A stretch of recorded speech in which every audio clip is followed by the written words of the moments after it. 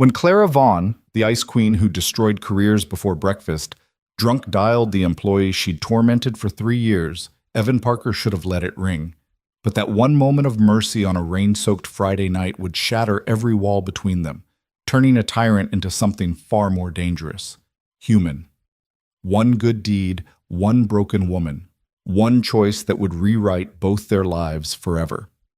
Stay with me until the end of this story and drop a comment with your city name so I can see how far this tale has traveled across the world. The rain hammered against the apartment windows like an army of tiny fists demanding entry, each drop a sharp percussion in the Friday night silence that Evan Parker had been desperately craving all week. He stood at the kitchen sink, hands submerged in soapy water that had long gone lukewarm, scrubbing at the remnants of mac and cheese that clung to a small plastic plate with the tenacity of cement. The dishes could have waited. God knows everything else in his life did. But there was something meditative about the mundane task, something that quieted the constant roar of responsibility that lived in his chest like a caged animal. "Daddy?" Mia's voice drifted from the living room, soft and sleepy. "Can you read me the one about the princess who doesn't need saving?" Evan felt his shoulders drop, the tension he'd been carrying since Monday morning finally beginning to dissolve. "Give me 2 minutes, sweetheart. Let me finish these dishes and I'm all yours." "You always say 2 minutes, but it's really 5, she countered with the devastating logic only a 7-year-old could wield. He couldn't help but smile, even as exhaustion pulled at his bones like gravity. "You're too smart for your own good, you know that?" "That's what Ms. Rodriguez says too," Mia replied, and he could hear the pride in her voice, the kind of innocent confidence that made his heart ache with love so fierce it sometimes scared him. Evan pulled the plug, watching the dirty water spiral down the drain, taking with it the food particles and soap bubbles, and hopefully, some of his stress. The week had been a special kind of hell, the kind that had Clara Vaughn's fingerprints all over it. Monday, she'd torn apart his quarterly report in front of the entire team, her voice sharp enough to cut glass as she'd pointed out elementary errors that weren't errors at all, just formatting choices she personally disliked. Tuesday, she'd made him cancel his lunch with Mia at her school, the one day a month parents were invited, because a client needed a presentation revised again, and then ultimately decided to go with the original version anyway. Wednesday through Friday had been a blur of impossible deadlines, late nights at the office while his neighbor Mrs. Chen watched Mia, and the constant gnawing guilt that came with being a single father who could never quite be in two places at once. Clara Vaughn. Even her name felt sharp in his mind, like saying it aloud might summon her the way speaking of the devil supposedly did. She was 42, brilliant in that terrifying way that made grown men stutter during board meetings, and completely, utterly devoid of what most people would call human warmth. In the 3 years Evan had worked as her senior analyst at Meridian Financial Group, he'd never seen her smile. Not really. There were these tight-lipped expressions she made when a deal closed, something that might technically qualify as a smile in the same way a shark's open mouth might, but nothing genuine. Nothing that reached her eyes, which were the color of winter slate and just as cold. The worst part was that she was good at her job. Exceptional, actually. Clara could spot a bad investment from a mile away, could negotiate terms that left opposing counsel wondering what had just happened, could predict market shifts with almost supernatural accuracy. The company's profit margins had grown 37% since she'd taken over as vice president of acquisitions. Evan knew this because he'd compiled the report, spent 3 sleepless nights making sure every figure was accurate, every projection reasonable. Clara had glanced at it for roughly 45 seconds before saying, "Adequate. Don't expect praise for doing your job, Parker." He dried his hands on a dish towel that Mia had decorated with fabric markers last Mother's Day, the holiday they pretended didn't hurt, and made his way to the living room. His daughter was already nestled into the corner of their second-hand couch, wrapped in the purple blanket her grandmother had knitted before she passed. The Princess book, Princess Practical and the Dragon's Gold, lay open on her lap, though Evan knew she couldn't read most of the words yet. She just liked looking at the illustrations, at the armor-clad princess who solved problems with her brain instead of waiting for rescue. "All right, kiddo," he said, settling beside her and pulling her against his side. "Let's see what Princess Practical is up to tonight." He was 4 pages in, doing his best impression of the pompous dragon, which always made Mia giggle, when his phone began to vibrate on the coffee table. The screen lit up with a name that made his stomach clench. Vaughn. Evan's first instinct was to ignore it. It was 8:47 p.m. on a Friday. He'd left the office at 6, early by Clara's standards, an act of rebellion he'd had to explicitly clear with her that morning. "My daughter has a half day," he'd explained, standing in her doorway like a student before a principal. "I need to pick her up at noon." Clara had looked up from her computer screen, those cold eyes assessing him with all the warmth of a tax audit, and said, "Fine, but I want the Morrison file preliminary analysis on my desk by end of business." It had taken him until 5:47 p.m., fingers flying across his keyboard, while Mia did homework at the small table in his office that everyone pretended not to see. The phone stopped vibrating. Mia looked up at him, her brown eyes, so much like her mother's that sometimes it hurt to meet them, questioning. "Is it your boss?" "Yeah, but it's okay. It's Friday night. Whatever it is can wait until Monday." He turned back to the book. But he'd barely read another sentence when the phone erupted again. "Va." His jaw tightened. Mia's small hand found his, squeezing gently. "You can answer it, Daddy. I know she's mean to you."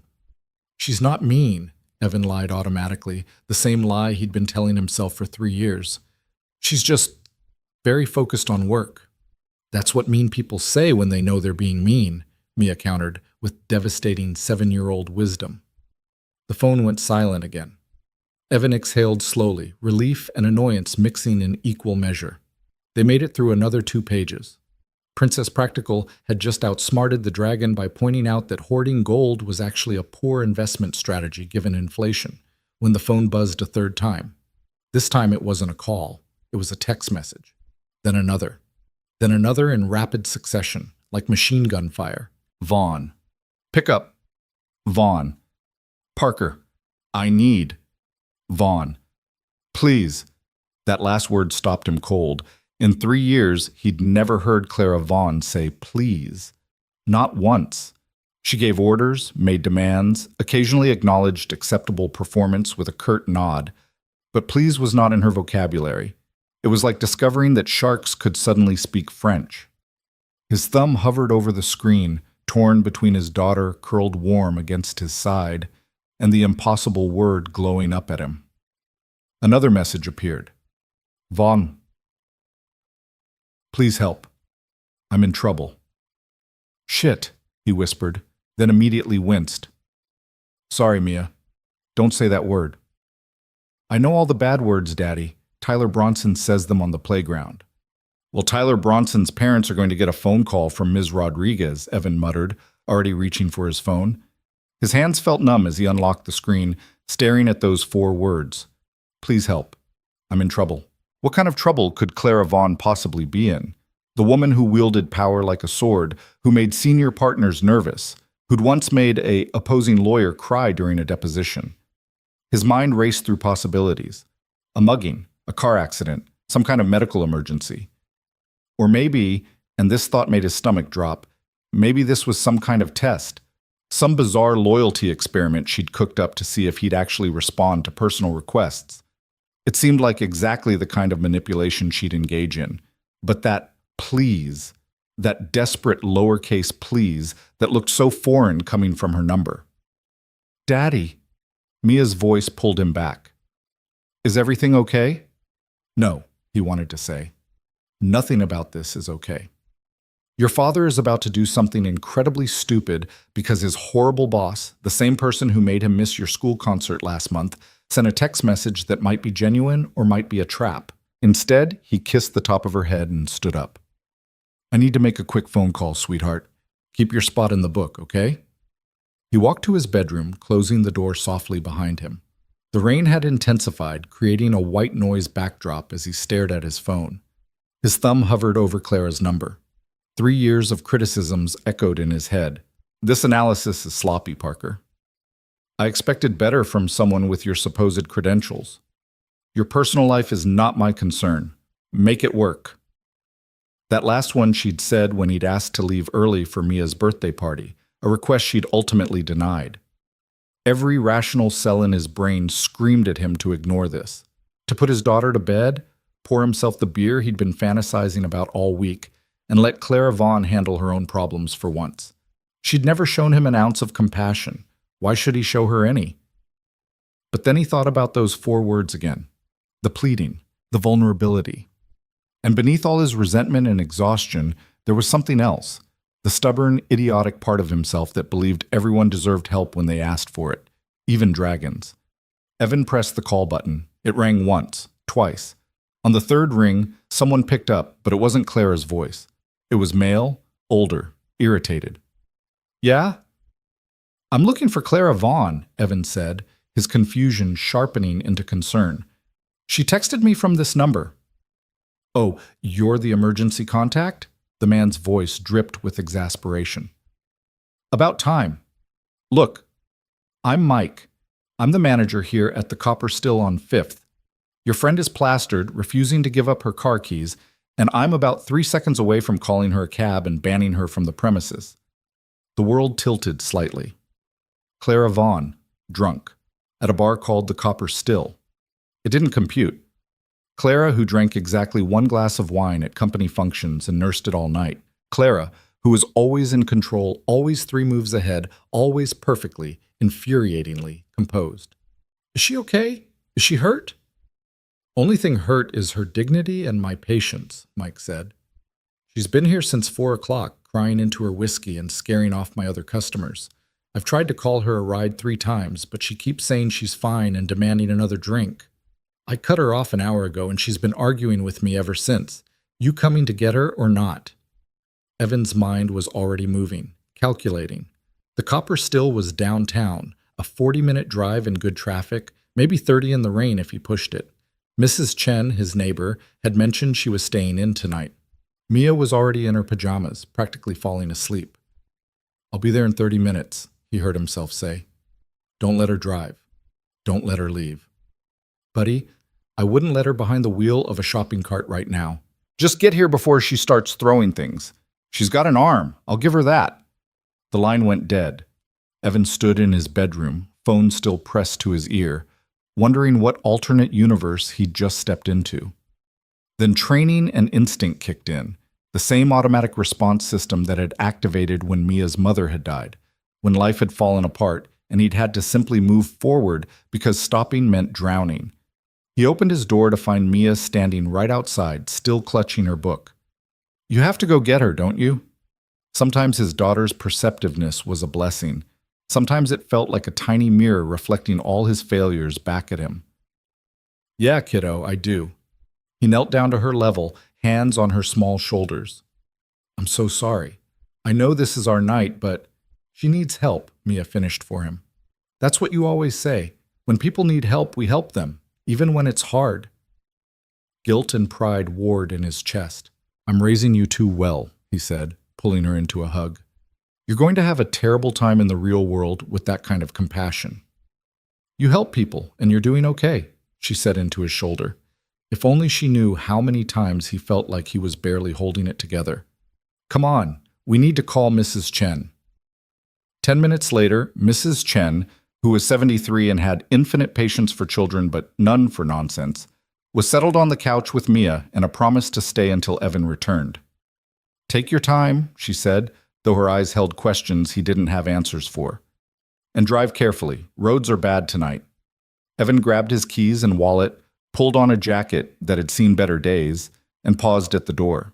Mia was already showing Mrs. Chen her princess book, but she looked up long enough to say, Be nice to her, Daddy. Maybe she's having a bad day.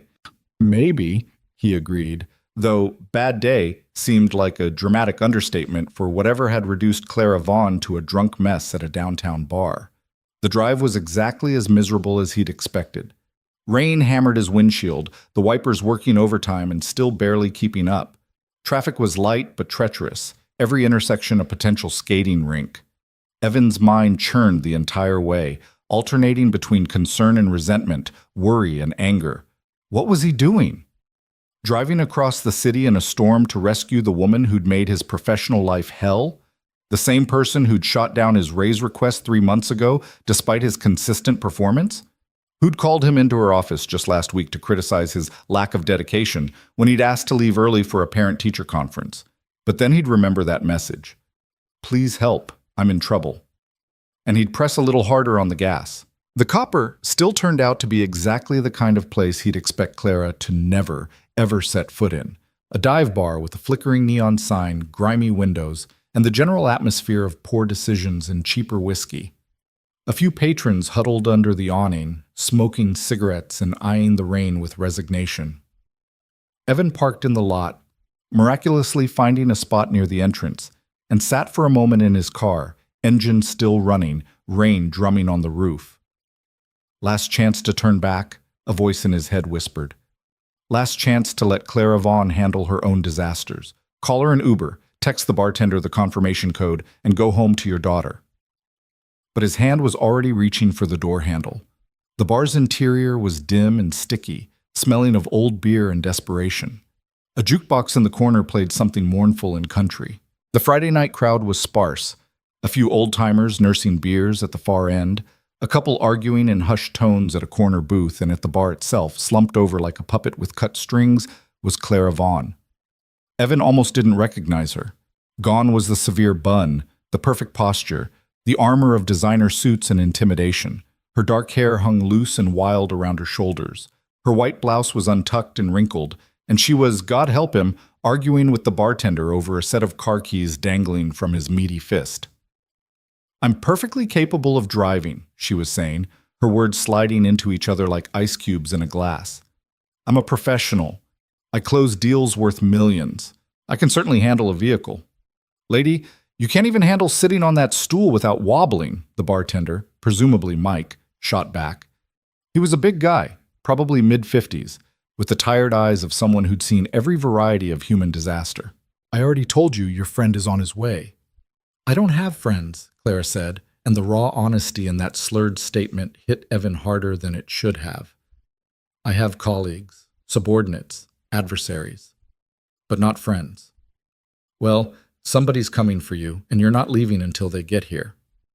That's when Clara spotted him, her head turned, unfocused eyes trying to locate the source of the draft from the open door, and when she finally found him standing there, dripping rainwater onto the floor, something complicated flickered across her face.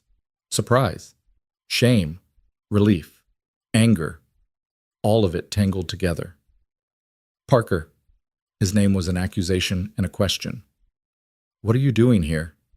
You texted me, he said, moving closer but keeping his distance, like approaching a wounded animal. You said you needed help. I did? She blinked slowly, processing, then looked down at her phone lying face up on the bar, screen cracked. Oh, I suppose I did. She laughed, a bitter sound that didn't belong to the Clara Vaughn he knew. How pathetic. Drunk texting my employee, that's a new low, even for me. Mike caught Evan's eye and jerked his head toward Clara in a universal gesture of, please get her out of my bar. Evan moved closer, sliding onto the stool next to her, keeping a respectful distance but close enough to intervene if she tried to bolt. Clara, he said softly, using her first name for what might have been the first time in 3 years. Let me take you home. Home, she repeated, staring into her empty glass like it held answers. Home. What a lovely concept, a place, a feeling. I have an apartment, 1,200 square feet of designer furniture and crushing silence. Is that home? Evan exchanged another look with Mike, who just shrugged. Your problem now, buddy. Your apartment, then. Let me drive you to your apartment. Why?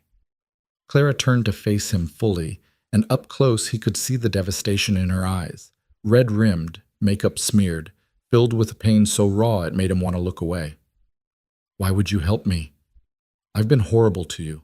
Horrible. I know exactly how horrible I've been. We can talk about that later. Right now, let's just get you somewhere safe. Safe? She laughed again, that same broken sound. Nothing's safe. Everything ends. Everyone leaves. It all just ends. Her hand shot out suddenly, gripping his forearm with surprising strength.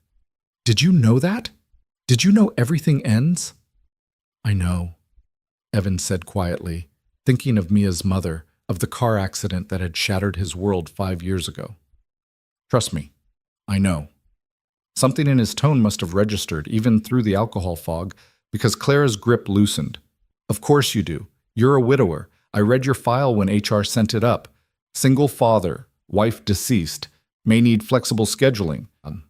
As if loss could be reduced to a bullet point in a personnel folder. The casual mention of his most painful chapter made Evan's jaw tighten, but he pushed down the anger. Now wasn't the time.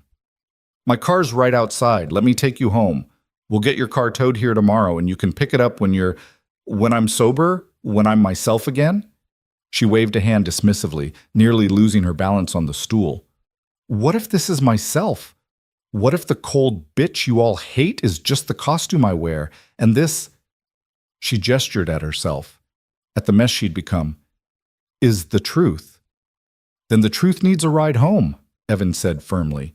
He stood and gently took her arm. Come on.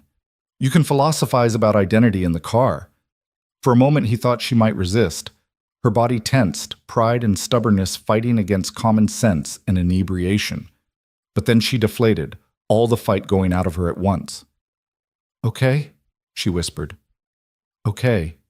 Mike handed over Clara's purse and car keys, a Mercedes fob that probably cost more than Evan's monthly rent. Good luck, man, he said, with the tone of someone who did not envy Evan's position. And maybe next time, take away her phone before she starts texting people. Next time I won't need to text anyone, Clara mumbled as Evan guided her off the stool. Next time I'll just disappear completely. Cleaner that way. The casual mention of disappearing sent alarm bells ringing in Evan's head, but he filed it away for later. Right now, he just needed to get her to his car without her falling or fleeing. They made it 3 steps before Clara stumbled, her heel catching on the uneven floor. Evan caught her, his arm around her waist, and felt how thin she was beneath the expensive clothes.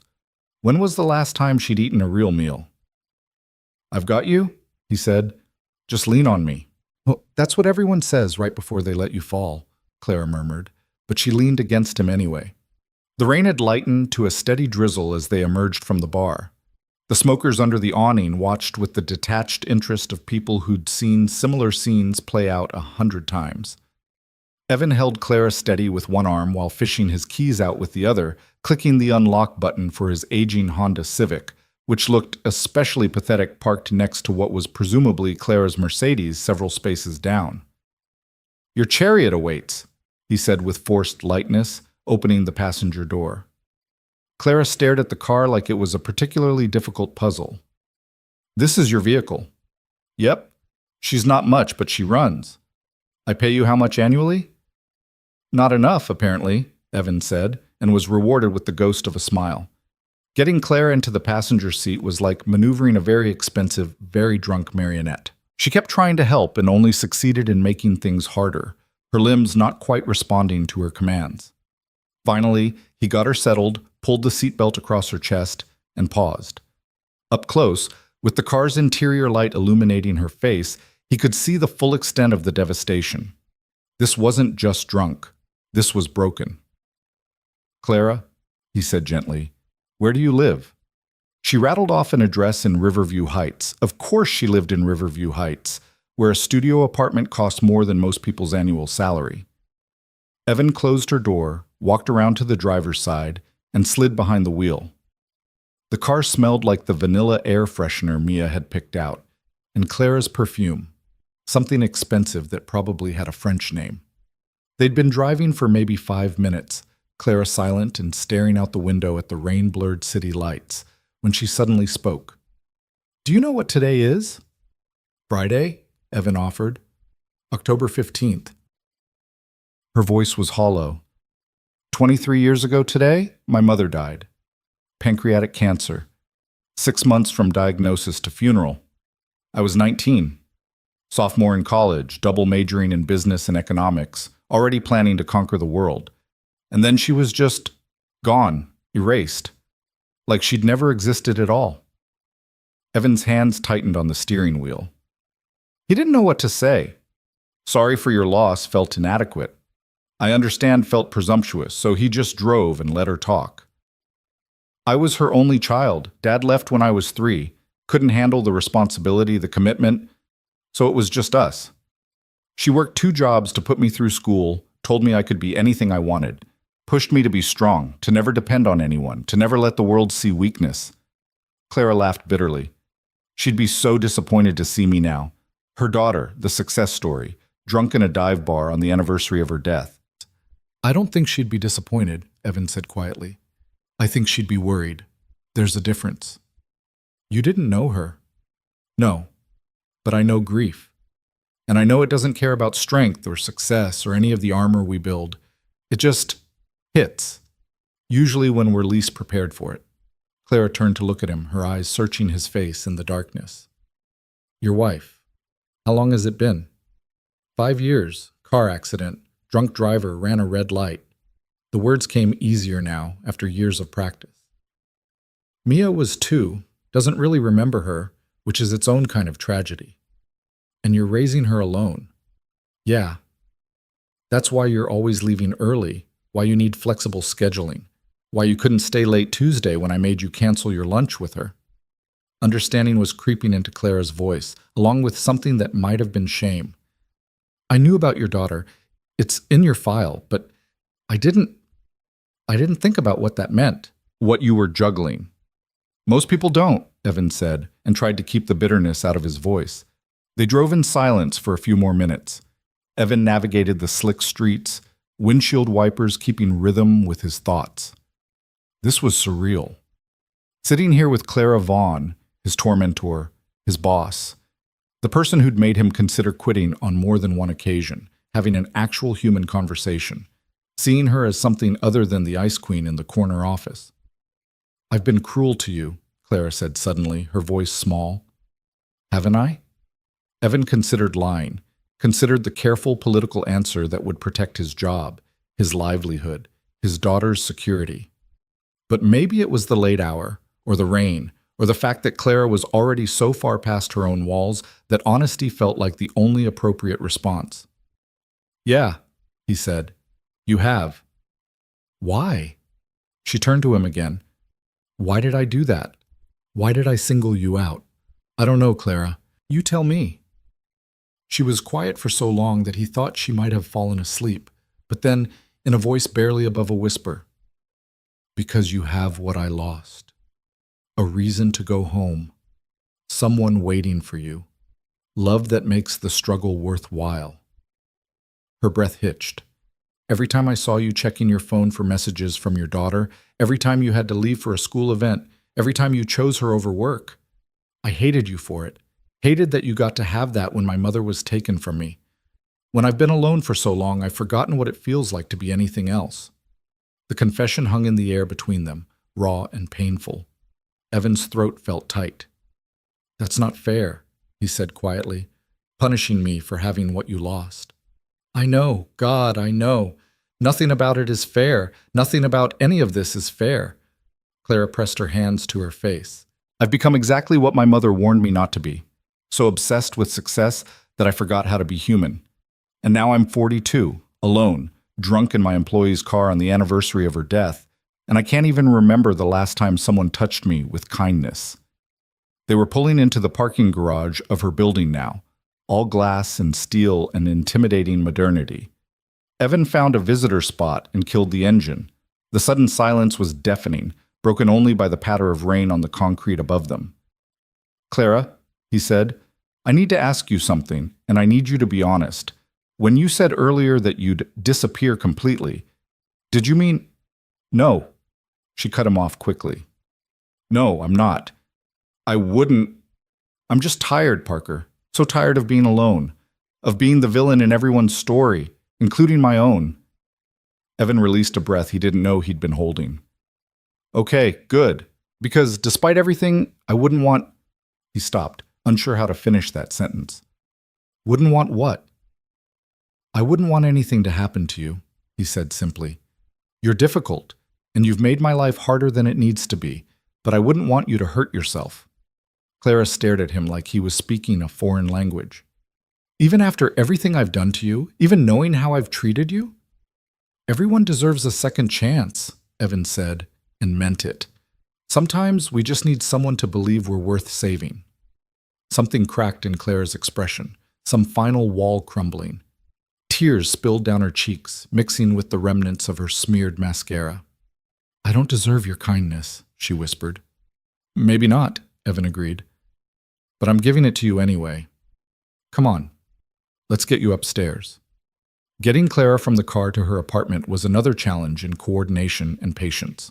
She was a bit more steady on her feet now, the fresh air and the conversation seeming to have sobered her slightly, but she still needed his support. They took the elevator to the 14th floor. She lived in 14C, naturally one of the penthouse units. The hallway was all plush carpet and muted lighting, the kind of building where you could go weeks without seeing your neighbors.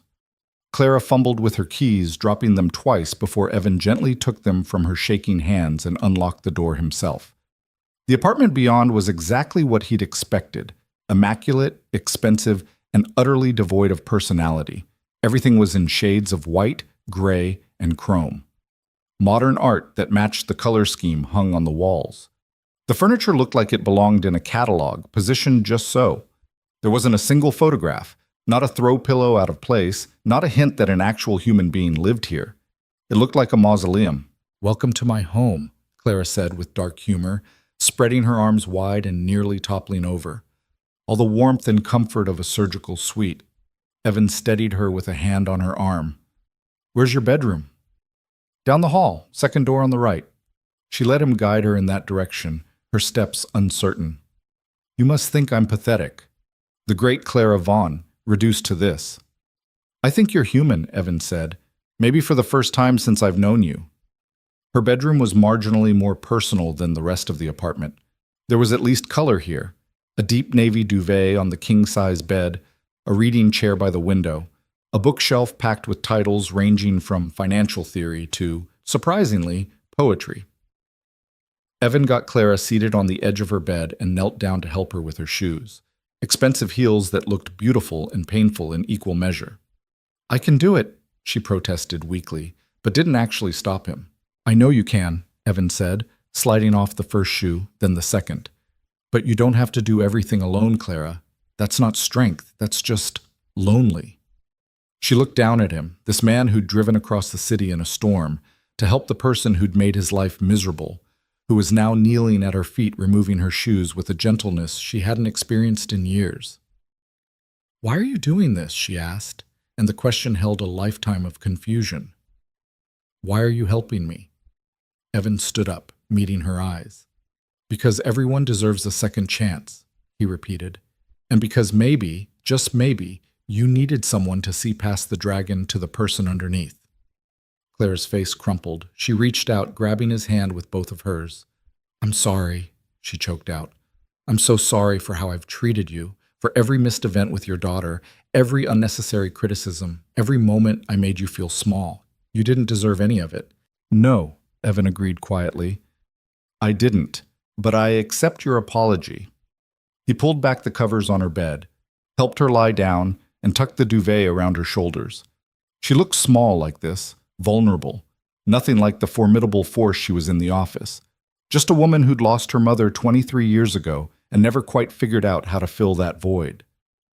"Stay," Clara whispered as he turned to leave. Just for a few minutes. I don't want to be alone right now."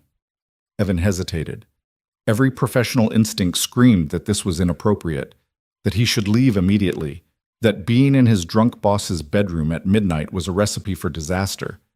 But then he looked at her, really looked at her, and saw someone who'd been alone for far too long, someone who'd built walls so high she'd forgotten how to let people in, someone who tonight had finally asked for help. He pulled the reading chair over next to the bed and sat down. "A few minutes," he said. "Then I need to get home to Mia." "Mia?" Clara murmured, her eyes already drifting closed. "Pretty name. You're a good father, Parker, I can tell. The way you talk about her, the way you fight for her, even when I make it hard." Her words were slurring again, sleep pulling her under. "I hope she knows how lucky she is to have someone who chooses her, every time." "I'll tell her you said that," Evan said softly, watching as Clara's breathing deepened, her face finally relaxing. He sat there for 20 minutes, making sure she was truly asleep, not in any danger of being sick or worse. The apartment was silent except for the rain against the windows and Clara's steady breathing.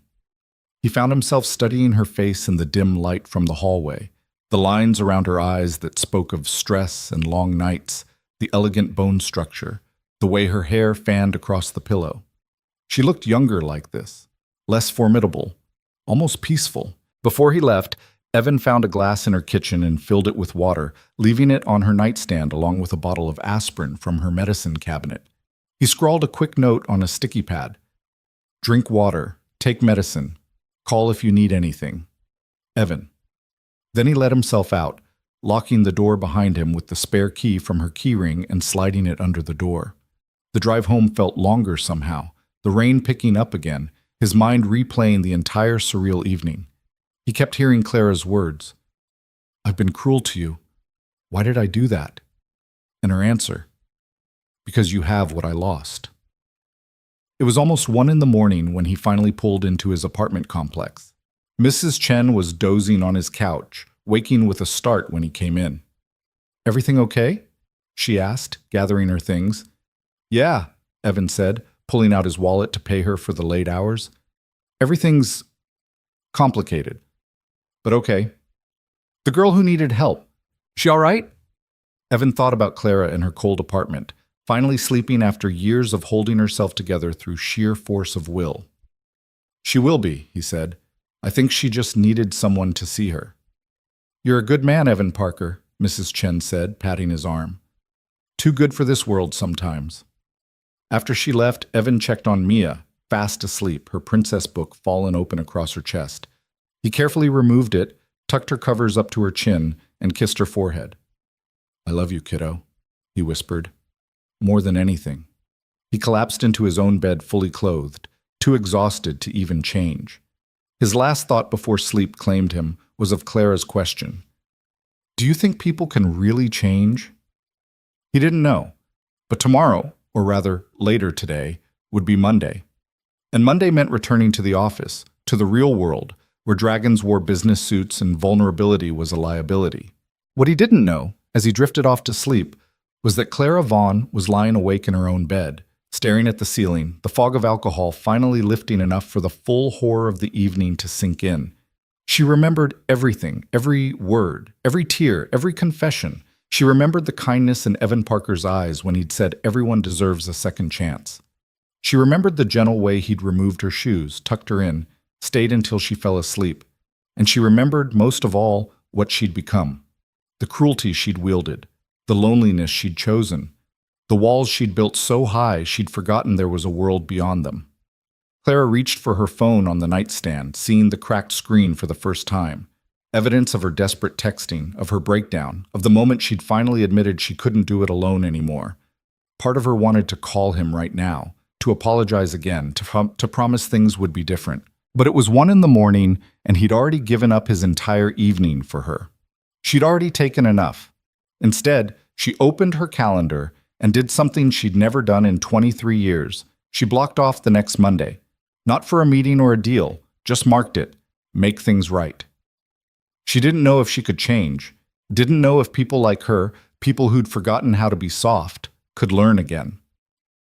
But Evan Parker had driven across the city in a storm for her, had seen her at her absolute worst and still treated her with dignity, had said she was worth saving.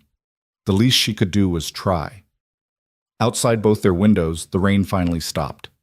The storm had passed, but neither of them knew yet that this was just the beginning, that Friday night in a dive bar would be the earthquake that cracked both their carefully constructed worlds wide open. That Monday morning would bring coffee and awkward smiles and the first tentative steps towards something neither of them had thought possible. Second chances, Evan had said.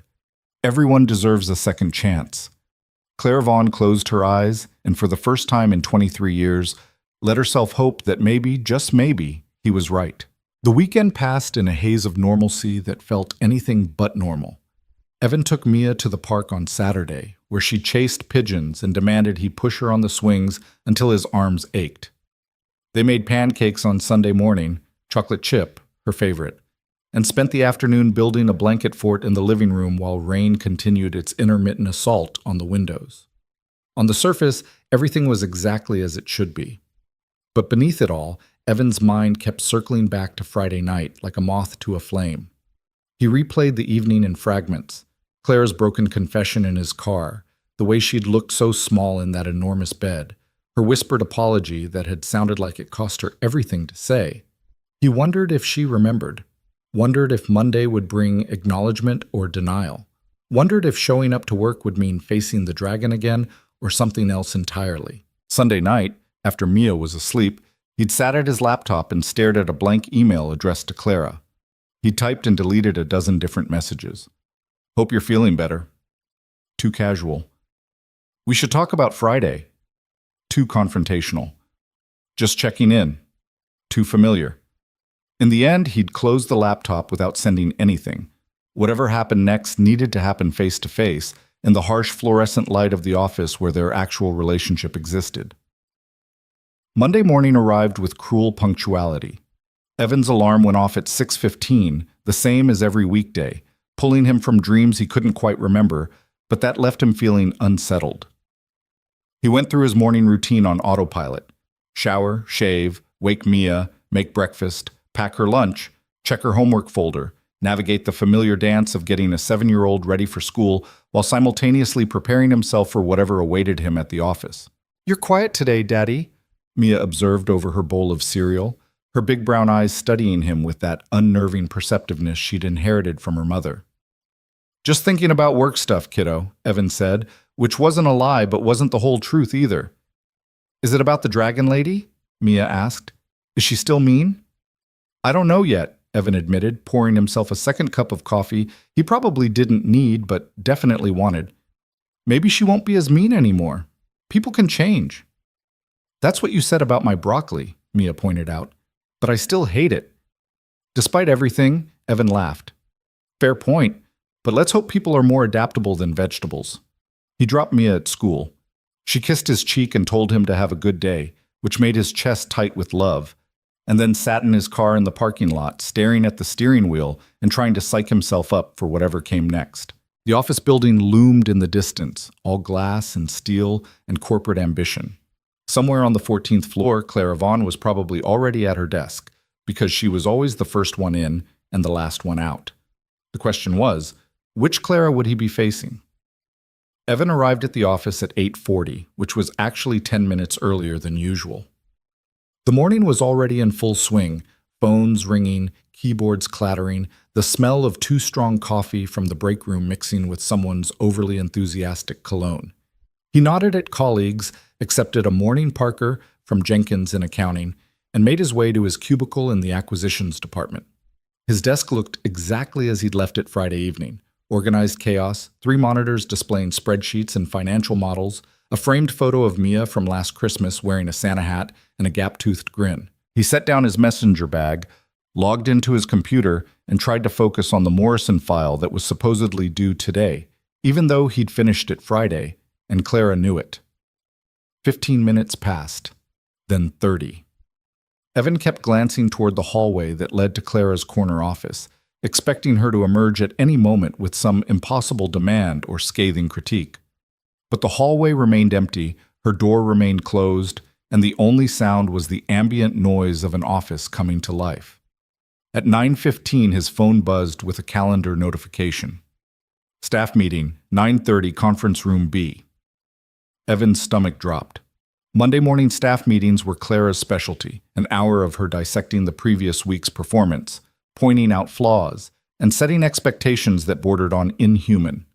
He'd sat through dozens of them, watched colleagues wilt under her sharp tongue, learned to keep his head down, and his responses brief. He gathered his laptop and notepad, steeled himself, and headed to conference room B.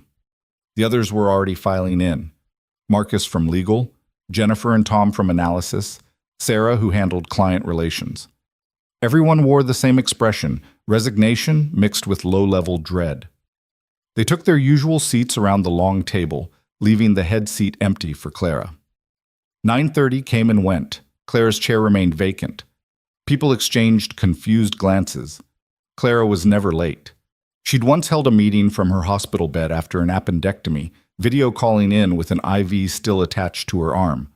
Her punctuality was as reliable as the sunrise. At 9:35, the door opened. Everyone's posture straightened automatically, Pavlovian response to the dragon's arrival. But when Clara walked in, Evan nearly didn't recognize her. She was wearing a suit, navy blue, perfectly tailored, professional, but something was different. Her hair, usually pulled back in that severe bun, was softer somehow, styled in a way that framed her face instead of pulling it back. She wasn't wearing her usual armor of heavy makeup. Instead, her face looked almost bare, natural. And most striking of all, as she approached the table, she was carrying a cardboard tray with coffee cups. "Good morning, everyone," Clara said, and her voice was different too. Not the sharp blade they were used to, but something almost warm. "I apologize for being late. I stopped to pick these up."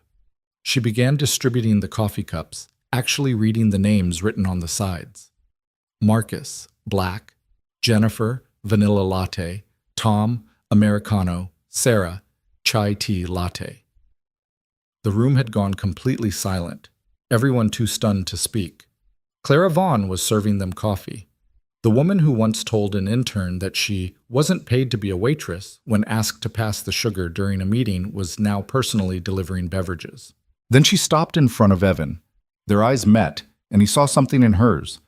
Nervousness, perhaps, or determination, or maybe just the fragile hope of someone trying very hard to be different. "Parker," she said softly, and held out a cup. "Black, 1 sugar." He took it automatically, their fingers brushing briefly. The coffee was still hot, from that expensive place 3 blocks away where a single cup cost more than his entire lunch budget. "Thank you," he managed, and saw something in her face relax, just slightly. Clara took her seat at the head of the table and opened her laptop, but then immediately closed it again. "Before we get to the agenda," she said, and Evan could see her hands clasped tightly in front of her, knuckles white.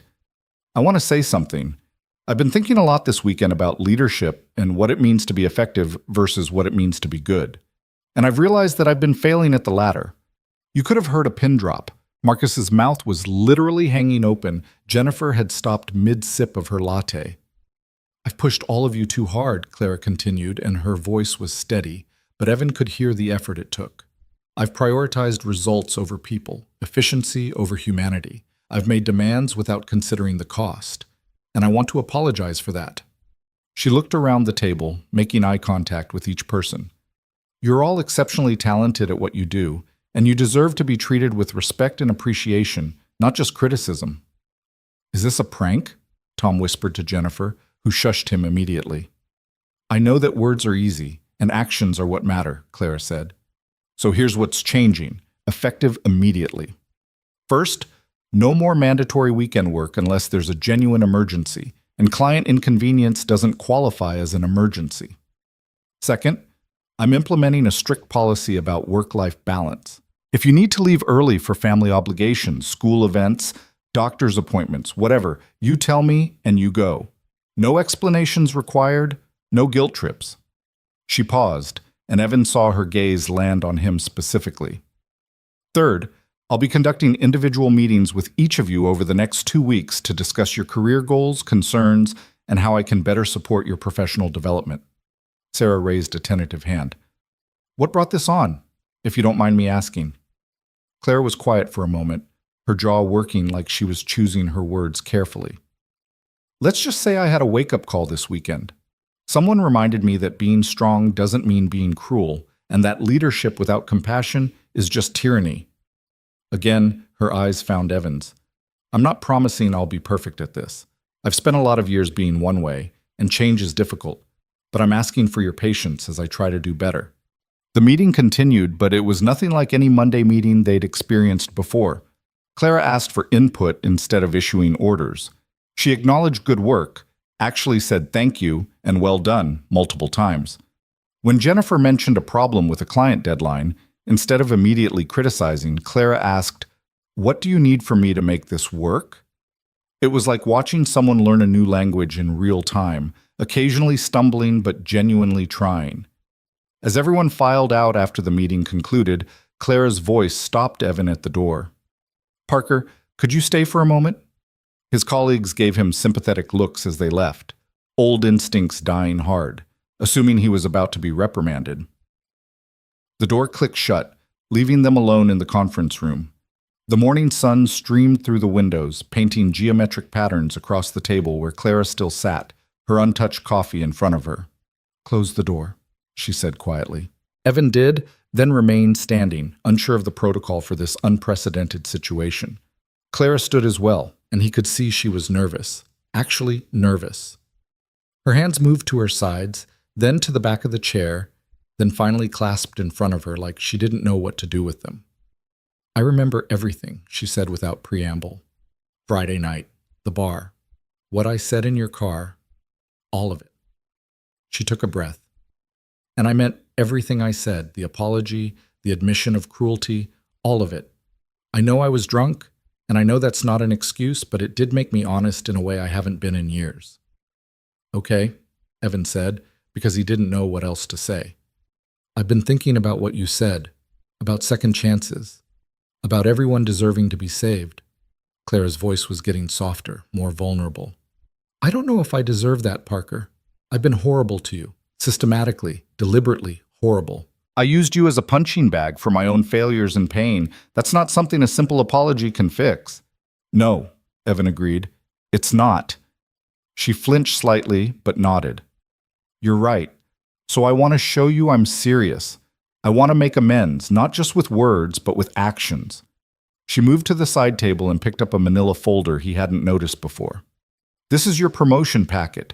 Senior Acquisitions Manager, 23% salary increase, full benefits package, and most importantly, flexible scheduling with remote work options 2 days a week." Evan's heart stopped. He'd applied for a promotion 6 months ago and been rejected by Clara herself, who told him he lacked the necessary dedication, and now she was handing it to him like it was always meant to be his? "This is what you earned," Clara continued, holding out the folder. "What you should have received months ago. I blocked it because I was petty and cruel and punishing you for having what I'd lost. That was wrong. You're one of the best analysts in this company, and you've been doing management-level work for years without the title or compensation. This corrects that." Evan took the folder with hands that weren't quite steady. He opened it, saw the official letterhead, the salary figure that was significantly higher than he'd even hoped for, the job description that actually reflected what he'd been doing for the past 2 years. "Clara, I don't know what to say." "Say you'll accept it," she said. "Say you'll give me a chance to prove that Friday night wasn't just drunken sentimentality, that I can actually be better." He looked up from the folder to find her watching him with an intensity that made his breath catch. This close, in the morning light, he could see the shadows under her eyes that even her minimal makeup couldn't quite hide. She hadn't slept well. Neither had he. "I need to ask you something first," Evan said. "Is this about guilt, or is this about actual change?" "Both," Clara answered immediately, and he respected her honesty. "I feel guilty as hell about how I've treated you. But it's more than that. Friday night, sitting in your car, watching you drive me home even though I'd given you every reason not to. I realized I'd become someone I didn't recognize, someone my mother would be ashamed of. And I don't want to be that person anymore." "Change is hard," Evan said carefully, "especially patterns we've built over years.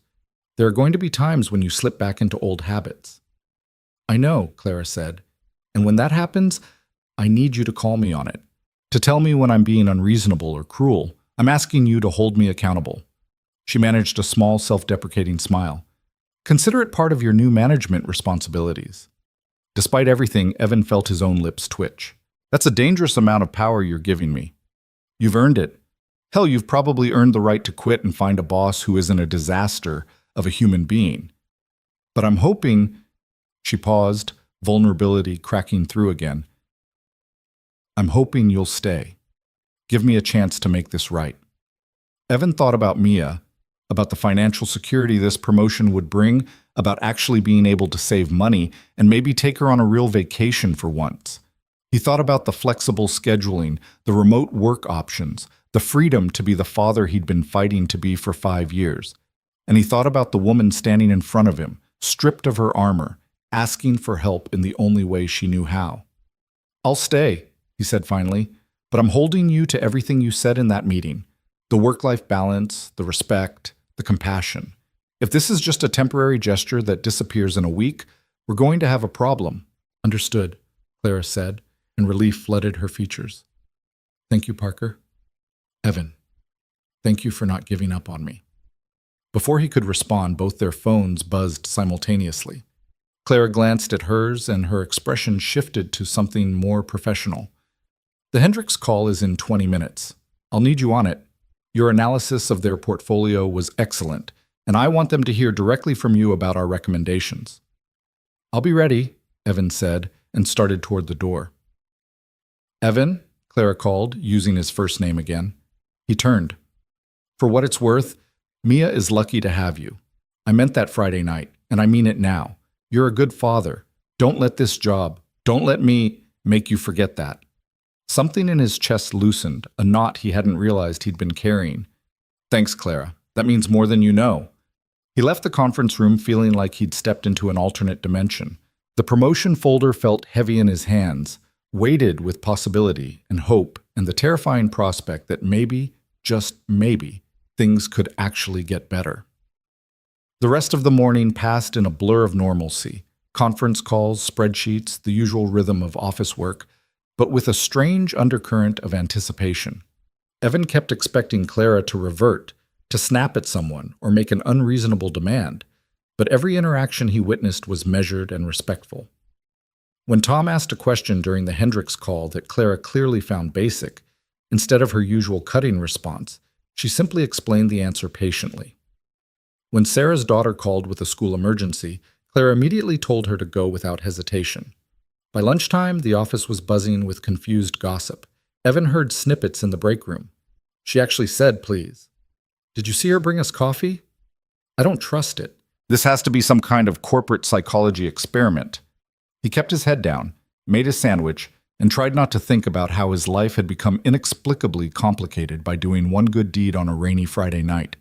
He was back at his desk, halfway through the Morrison file revisions that Clara had actually told him weren't urgent after all, when his desk phone rang. Internal line, Clara's extension. "Parker," he answered. "It's me," Clara's voice said, and there was something different in her tone, less professional, almost hesitant. "Are you free for lunch?" Evan glanced at his half-eaten sandwich. "I'm eating at my desk, but no, I mean—" She paused. "Would you let me take you to lunch?" Properly. To apologize. And to talk. Every instinct screamed that this was crossing some kind of line, that having lunch with your boss 2 days after driving her home drunk was a recipe for complications. But there was something in her voice, that same vulnerability he'd heard Friday night, that made him hesitate. "Clara, I don't think—" "It's not a date," she said quickly, reading his concerns. "And it's not inappropriate. It's just lunch between colleagues. Between—" She stumbled over the word. "Between people who are trying to figure out how to move forward from a difficult situation. Please. There's more I need to say, and I'd rather not do it in the office." Evan closed his eyes, already knowing he was going to say yes, even though it was probably a mistake. "Where?" "There's a cafe 2 blocks north, Margot's. Do you know it?" "I'll find it. 30 minutes?" "Perfect. Thank you, Evan." She hung up before he could change his mind. Evan sat there for a moment, sandwich forgotten, wondering what exactly he'd just agreed to. Then he texted Mrs. Chen to confirm she could pick up Mia from school. She could, bless her. And tried to convince himself this was just a professional lunch, just 2 coworkers clearing the air. Nothing complicated about it at all. Margot's turned out to be a small French cafe with outdoor seating protected by a green awning and tiny tables that encouraged intimate conversation. Clara was already there when Evan arrived, seated at a corner table away from the other lunch crowd. She'd removed her suit jacket, and in just her silk blouse and reading glasses perched on her nose as she studied the menu, she looked almost approachable, almost normal. "I took the liberty of ordering us water," she said as he sat down. "I didn't know if you'd want wine, but I figured water was safe." "Water's good," Evan said, accepting the menu from her. "I've got to pick up Mia later." "Right, of course." Clara set down her own menu. "How is she? Your daughter?" The question surprised him. In 3 years, Clara had never asked about Mia beyond the bare minimum required by her presence in his life.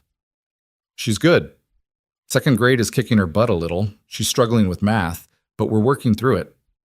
7 years old? Yeah, 7 going on 17, according to her grandmother. A real smile crossed Clara's face, small but genuine.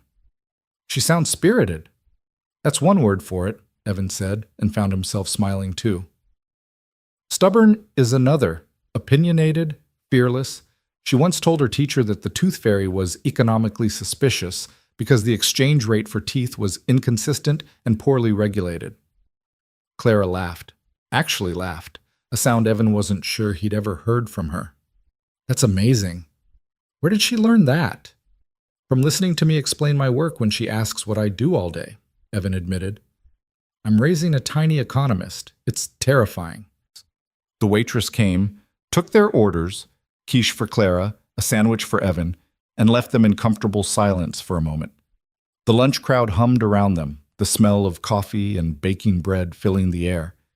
It was almost peaceful.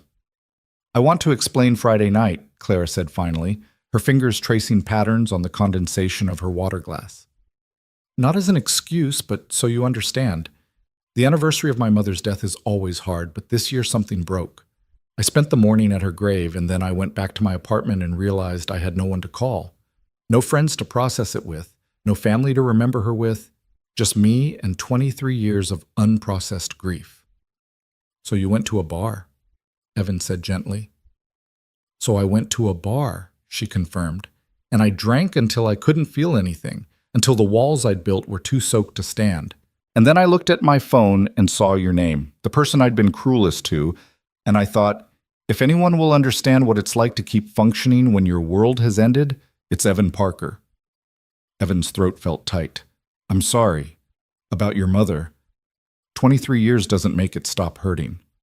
No, Clara agreed. It really doesn't. Does it get easier? The grief?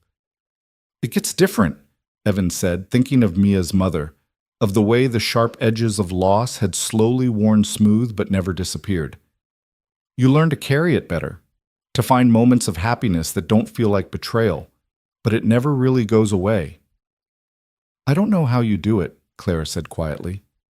Raise a daughter alone, work full-time, keep showing up day after day with kindness intact. After what you've lost, you'd be justified in being angry at the world. But you're not. I'm plenty angry, Evan corrected. I'm angry that Mia's growing up without her mother. I'm angry that a drunk driver made a choice that destroyed my family. I'm angry every time she asks why she doesn't have a mom like her friends do. He paused. But being angry at everyone wouldn't bring Sarah back. And it would only hurt Mia. So I choose, every day, to be angry at the situation and kind to the people. It's hard as hell, but it's the only way I know to honor Sarah's memory, by being the father she would have wanted Mia to have. Clara was quiet for a long time, her eyes suspiciously bright. When she spoke, her voice was rough. You're remarkable, you know that? I'm surviving, Evan said. There's a difference. No, you're thriving. You're raising an incredible daughter. You're brilliant at your job despite having a nightmare boss. You drove across the city in a storm to help someone who didn't deserve it. That's not survival. That's heroism. It's really not, Evan protested, uncomfortable with the praise. I'm just doing what anyone would do. But that's the thing, Clara said, leaning forward. Most people wouldn't. Most people would have let my call go to voicemail, would have told themselves I deserved whatever happened, would have done the minimum and left me to face the consequences of my choices. But you didn't, and I need to know why. Their food arrived, providing a momentary reprieve. Evan used the time to collect his thoughts, to try to articulate something he wasn't sure he fully understood himself. Why had he helped her? Why did he keep helping her even now, when self-preservation should have him running the other direction? My wife Sarah, he said finally, used to volunteer at a homeless shelter downtown. Every Saturday morning, she'd go and serve breakfast and talk to people. I asked her once why she did it, why she gave up her weekend mornings to help strangers who couldn't give her anything back. And she said, because everyone deserves to be seen as human, especially when the world has decided they're not. He met Clara's eyes. Friday night, I saw you calling for help, and I thought about what Sarah would do. and I knew she'd go, so I went. A single tear tracked down Clara's cheek, which she quickly wiped away. I wish I'd known her. She sounds extraordinary. She was, Evan said simply. She made me want to be better than I am, and I think she'd be glad I helped you. Even though I've been terrible to you? Maybe especially because of that, Evan said. Sarah believed everyone had reasons for their behavior, even cruel behavior. She'd probably say you were hurting and didn't know how to ask for help. And she'd be right, wouldn't she? Clara nodded, unable to speak. They ate in silence for a while, but it wasn't uncomfortable. It was the silence of two people who'd seen each other's worst moments and decided understanding mattered more than judgment. Around them, the cafe continued its lunchtime rhythm, but at their corner table, something fundamental was shifting. I meant what I said this morning, Clara said eventually. About changing, about being better. But I need your help with something. She pulled out her phone, scrolled through something, and showed him the screen. It was a therapist's contact information. I made an appointment. First session is Wednesday evening. I've needed to do this for years, but I kept telling myself I could handle it alone, that asking for help was weakness. It's not, Evan said firmly. It's the bravest thing you can do. Will you? Clara stopped, started again. Will you hold me accountable to going? I'm very good at making excuses to avoid difficult things. But if I tell you I'm going, if someone else knows, I'm less likely to back out. I'll check in with you Wednesday, Evan promised. And Clara? I'm proud of you for making the appointment. That takes real courage. She gave him a watery smile. Stop being so understanding. It makes it harder to maintain my Ice Queen reputation. Your Ice Queen reputation took a pretty major hit when you brought everyone coffee this morning, Evan pointed out. Good, Clara said. That reputation was lonely as hell anyway. They finished their lunch, talking about lighter things, the Hendricks account, office politics, Mia's ongoing war with mathematics. Clara asked questions about his daughter with genuine interest, and Evan found himself sharing stories he usually kept private. Mia's obsession with dinosaurs despite being supposed to like princesses. Her insistence on wearing mismatched socks because fashion rules are just suggestions. Her habit of asking impossible philosophical questions right before bedtime. She sounds perfect, Clara said as they gathered their things to leave. She's everything, Evan agreed simply. Outside the cafe, they paused on the sidewalk. The lunch hour was winding down, people hurrying back to their offices. Clara put her jacket back on, transforming back into the professional she needed to be. But something in her eyes remained soft. Thank you for this, she said. For coming. For listening. For not writing me off as a lost cause. Everyone deserves a second chance, Evan repeated his refrain. You're not a lost cause, Clara. You're just someone who forgot how to let people in. But I think you're remembering. She smiled, and it transformed her face completely. I'm trying. One coffee at a time, apparently. They walked back to the office together, and if their colleagues noticed anything unusual about the boss and her employee returning from lunch together, laughing about something, nobody said anything, at least not where they could hear. The rest of Monday passed without incident. Clara remained consistent, firm but fair, demanding but respectful. At 4:30, when Evan started packing up to get Mia, Clara caught his eye across the office and nodded once. Permission granted. Acknowledgement received. He left without guilt for the first time in 3 years. That evening, after dinner and homework and the mighty battle to get Mia into bed, Evan sat on his couch with a beer and his phone. He'd been composing and deleting a text to Clara for 20 minutes. Finally, he settled on simple. Today was good. Thank you for the promotion and the lunch. Wednesday at 6 p.m., right? I'll check in. Her response came 3 minutes later. Wednesday at 6. Thank you for everything, Evan. I mean that. He stared at the message, at the use of his first name, at the sincerity he could feel even through text. Then he smiled, just a little, and thought maybe, just maybe, second chances were real after all. The week unfolded with a strange new rhythm. Tuesday brought a department-wide email from Clara praising the team's work on the Hendricks account, with individual call-outs for excellence.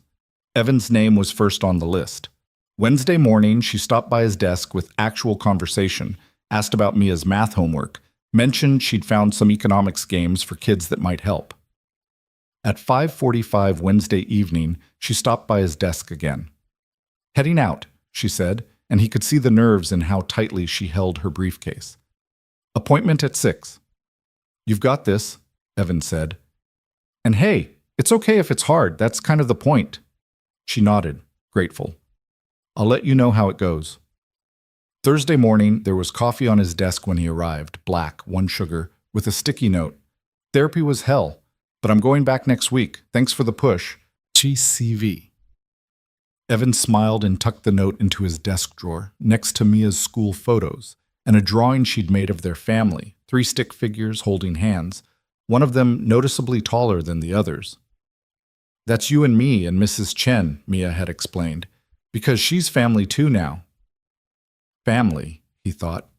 Such a complicated, beautiful word. Friday afternoon, as he was preparing to leave for the weekend, his desk phone rang. Claire's extension. Parker, he answered, and was surprised to hear hesitation in her voice. Are you busy this weekend? She asked. Depends, he said carefully. What did you have in mind? There's a park near my apartment. Riverside Park. I was thinking, if it's not too forward, maybe I could meet Mia. I know that's a big ask, she rushed on, words tumbling over each other. And if it's too much too soon, I completely understand. But you talk about her so much, and she sounds wonderful, and I thought maybe… Clara, Evan interrupted gently. Breathe. He heard her exhale. Sorry, I'm nervous. I don't know how to do this. The friendship thing, if that's even what this is. Evan thought about it. Thought about the risk of letting Clara into his life, into Mia's life. Thought about the woman who'd been cruel and the woman who was trying desperately to change. Thought about second chances and the example he wanted to set for his daughter about forgiveness. Saturday afternoon, he said. 2:00. Riverside Park. But Clara? If you meet her, you're signing up. Mia doesn't do casual relationships. If she likes you, she'll want you around. So make sure you're ready for that commitment before you show up. I'll be there, Clara said immediately. I promise. And Evan, thank you for trusting me with this. Don't make me regret it, he said, but his tone was light. I won't, she vowed. I swear I won't. Saturday arrived with unseasonable warmth, the kind of perfect autumn afternoon that felt like a gift. Evan and Mia arrived at Riverside Park at 1:50, Mia wearing her favorite purple dress and her light-up sneakers, clutching a book she'd insisted on bringing in case she gets bored.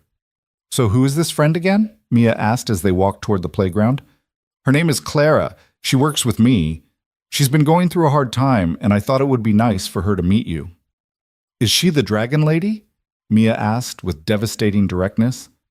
Evan sighed. Maybe she used to be. But I think she's trying to be different now. So let's give her a chance, okay? Okay, Daddy, but if she's mean to you, I'm going to tell her to stop. My fierce protector, Evan said, ruffling her hair. Clara arrived exactly at 2:00, punctual as always, and Evan almost didn't recognize her. She was wearing jeans, actual jeans with a soft green sweater and sneakers. Her hair was down, casual, and she carried a bag that clinked suspiciously like it contained beverages. Hi, she said, and Evan could see how nervous she was. I hope I'm not late. Perfect timing, Evan assured her. Then, to Mia. Mia, this is my friend Clara. Clara, this is my daughter Mia. Mia studied Clara with the intensity of a scientist examining a new specimen. Clara, to her credit, didn't try to force anything, just smiled gently and said, It's very nice to meet you, Mia. Your dad talks about you all the time. Does he tell you about my math problems? Mia asked. He mentioned you're having some trouble with it, Clara said. Math can be tricky. I used to hate it until I realized it was just patterns. Once you see the patterns, it gets easier. I don't see any patterns, Mia said. I just see numbers being mean to me. Clara laughed, that genuine sound Evan was starting to recognize. That's fair. Numbers can definitely feel mean sometimes. Would you like to see something cool? She reached into her bag and pulled out not the drinks Evan had expected, but a small box. I brought you something. Your dad said you like dinosaurs. Mia's eyes went wide. You brought me a present? Just a small one, Clara said, handing over the box. I hope you like it. Mia tore into the wrapping to reveal a book. The Dinosaur Economics Guide. How Prehistoric Creatures Teach Us About Money. It was perfect. Absolutely perfect. combining Mia's two current obsessions in one glossy package. "This is the best book ever," Mia breathed, then looked up at Clara with something like awe. "How did you know?" "Your dad told me you liked both dinosaurs and economics," Clara said. "I thought maybe someone made a book combining them. Turns out I was right." "Can we read it now?" Mia asked Evan, then immediately turned to Clara. "Will you read it with us?" And just like that, Clara Vaughn, former Ice Queen, Dragon Lady, terror of the 14th floor, sat down on a park bench between Evan and his daughter and began reading about how velociraptors understood supply and demand. Mia leaned against her shoulder by page 3. By page 10, she was asking Clara questions. By the end of the first chapter, she declared, "I like you. You're not a dragon lady at all. You're more like a nice witch. Can we get ice cream?" Clara looked at Evan, eyes shining with something that might have been tears. "Can we?" "Yeah," Evan said softly. "We can." They spent the next 2 hours at the park, playing on the swings, feeding ducks at the pond, eating ice cream that dripped down their hands while Mia chattered about school and dinosaurs and her theory that the Tooth Fairy was definitely running a small business. Clara listened to every word, asked questions, laughed at Mia's jokes, and Evan watched his two worlds collide in the most unexpected, beautiful way. As the sun started to set and Mia began to tire, Clara knelt down to Mia's level. "Thank you for letting me hang out with you today," she said seriously. "I had a really wonderful time." "Can you come again next Saturday?" Mia asked immediately. Clara looked to Evan, question in her eyes. He nodded, almost imperceptibly. "I'd love that," Clara said. "If it's okay with your dad." "It's okay with me," Mia announced. Then, with the casual affection of a child who'd already adopted Clara into her circle, she hugged her. "You're my friend now." Clara's arms came around Mia carefully, like she was holding something precious and breakable. "I'm honored," she whispered. As they walked back to their cars, Mia skipping ahead with her new book, Clara touched Evan's arm. "Thank you," she said, "for this, for trusting me with her, for giving me a chance to be part of something good." "You showed up," Evan said simply. "That's what matters." "I'll keep showing up," Clara promised. "For her, for you, for myself. I'm done being alone." Evan smiled. "Good, because I think Mia's already planned next Saturday. Something about the Science Museum." "I'll be there," Clara said, and he believed her. That night, as he tucked Mia into bed, she looked up at him with those two perceptive eyes. "I like your friend Clara." "Yeah? What do you like about her?" "She listens when I talk, and she's sad like you were sad, but she's getting happier, I think, like you did." Mia paused. "Do you think she needs a family? Because Mrs. Chen says everybody needs a family, even grown-ups." Evan's heart clenched. "Maybe she does, kiddo, maybe she does." "Then she can share ours," Mia decided with the easy certainty of a 7-year-old. "We have extra room." "We do, don't we?" Evan agreed softly. As he closed Mia's door and headed to his own room, his phone buzzed with a message from Clara. "Thank you for today. I haven't felt that much like myself, the good parts of myself, in years. Mia is extraordinary. You've done an incredible job with her. Sleep well." "See." Evan smiled and typed back. "You were great with her. See you Monday. And Clara? Welcome to the family." The response came almost immediately. A simple heart emoji, followed by, "I don't deserve this." Evan's fingers flew. "Stop that. Yes, you do. Everyone deserves to be loved, even dragons learning to be human again." This time, the response took longer. When it came, it was just 2 words. "Thank you, Evan." He fell asleep that night with a smile on his face, thinking about second chances and unlikely friendships and the way broken people could maybe, just maybe, help each other heal. Outside his window, the city hummed its endless song. And somewhere in Riverview Heights, in an apartment that felt a little less empty than it had last weekend, Clara Vaughn lay awake thinking the same thing. Monday would come, and with it work and deadlines and all the complexities of their unusual situation. But for now, for this weekend, something had shifted. The walls were coming down. And on the other side was something neither of them had dared hope for, the beginning of something real. The Science Museum turned out to be everything Mia had promised and more. 3 stories of interactive exhibits, a planetarium that made even adults gasp at the simulated cosmos, and, Mia's personal favorite, a section on prehistoric economics that seemed designed specifically for a 7-year-old who'd memorized her dinosaur book in a week. Clara arrived 10 minutes early, clutching visitor passes she'd purchased online and wearing another outfit Evan had never seen before, comfortable slacks and a soft blue sweater that made her look approachable, almost maternal. "I may have gone overboard," she admitted, showing him the passes. "I got us the full-day package with the planetarium show and the hands-on workshops. I wasn't sure what Mia would be interested in, so I just got everything." "You didn't have to do that," Evan started, but Mia had already spotted Clara and was racing across the museum lobby, her light-up sneakers flashing with each step. "Clara! Clara! Did you know they have real dinosaur bones here? Like actual fossils from millions of years ago?" Mia grabbed Clara's hand without hesitation, the gesture so natural it made Evan's chest ache. "And there's a thing where you can dig for fake fossils, and I can be a paleontologist." Clara's face transformed into pure joy, the kind of unguarded happiness Evan suspected she'd forgotten how to feel. "Then we better get started," she said. "Lead the way, Dr. Mia." They spent 6 hours at the museum. 6 hours of Mia dragging them from exhibit to exhibit, explaining things she'd learned with the confidence of a tiny professor.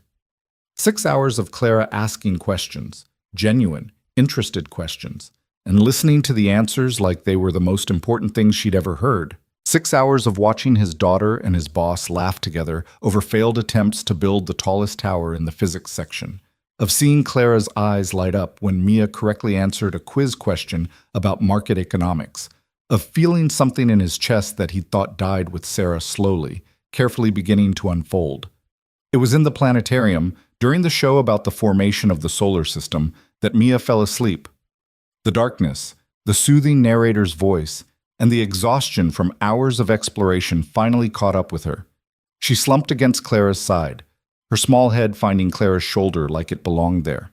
Clara froze for a moment, uncertain, then slowly, carefully wrapped her arm around Mia's shoulders, holding her secure. In the dim light of artificial stars, Evan saw Clara's profile.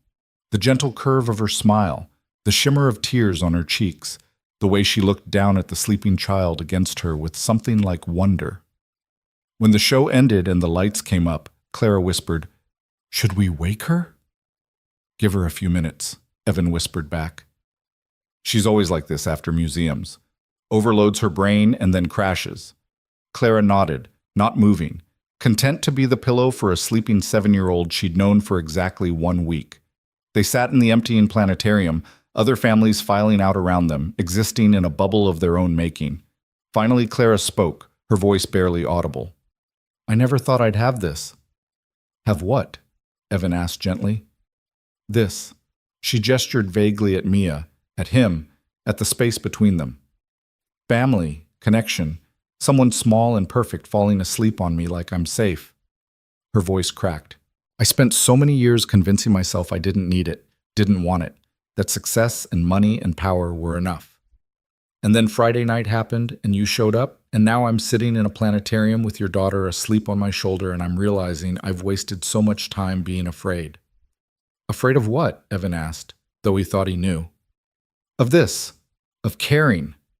Of letting people in close enough to hurt me." Clara looked at him, and in the low light, her vulnerability was almost painful to witness. "After my mother died, I decided I'd never let myself need anyone again. Never give anyone the power to leave me devastated. I built walls, Evan, walls so high and thick I forgot there was a world outside them, and I've been so lonely." The last word broke on a sob she tried to suppress. Evan reached out and took her free hand, the one not holding Mia, and squeezed. "You're not alone anymore. Not if you don't want to be." "I don't," Clara whispered. "God, I really don't. But I'm terrified I'll mess this up, that I'll revert to who I was and push you both away, that I'll hurt Mia the way I hurt you." "Then don't," Evan said simply. "You get to choose, Clara. Every day, every moment, you get to choose what kind of person you want to be. And if you slip, which you will, because you're human, you apologize and you try again. That's all any of us can do." Mia stirred then, blinking sleepily up at Clara. "Did I miss the stars?" she mumbled. "You saw most of them," Clara said. her voice steadier now. You just took a little nap for the end. I'm hungry, Mia announced, sitting up and stretching. Can we get pizza? I want pizza with Clara. Clara looked to Evan, and he saw the question in her eyes. Is this okay? Are we moving too fast? Am I overstepping? He smiled and said, Pizza sounds perfect. There's a place near here that Mia loves. They ended up at a small Italian restaurant with checkered tablecloths and breadsticks that arrived faster than the menus.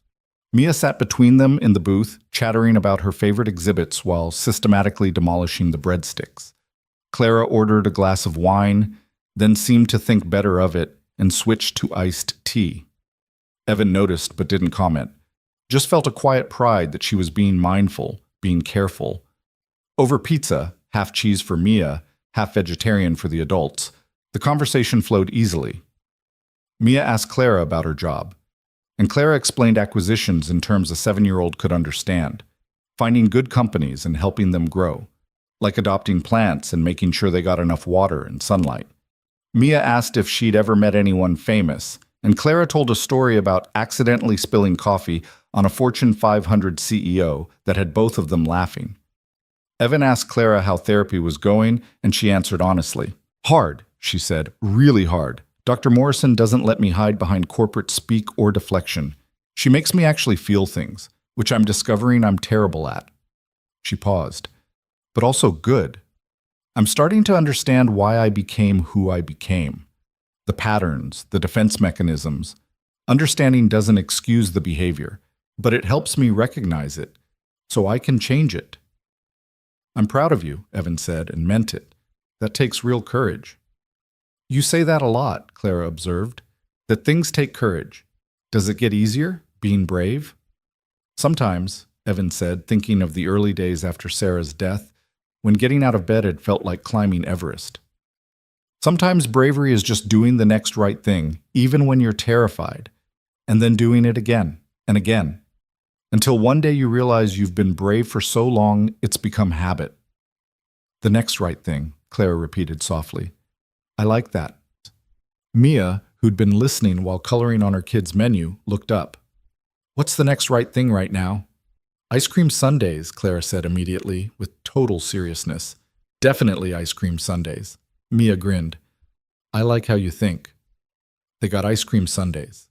They walked around the neighborhood while Mia skipped ahead, pointing out dogs and interesting trees and a chalk drawing someone had made on the sidewalk.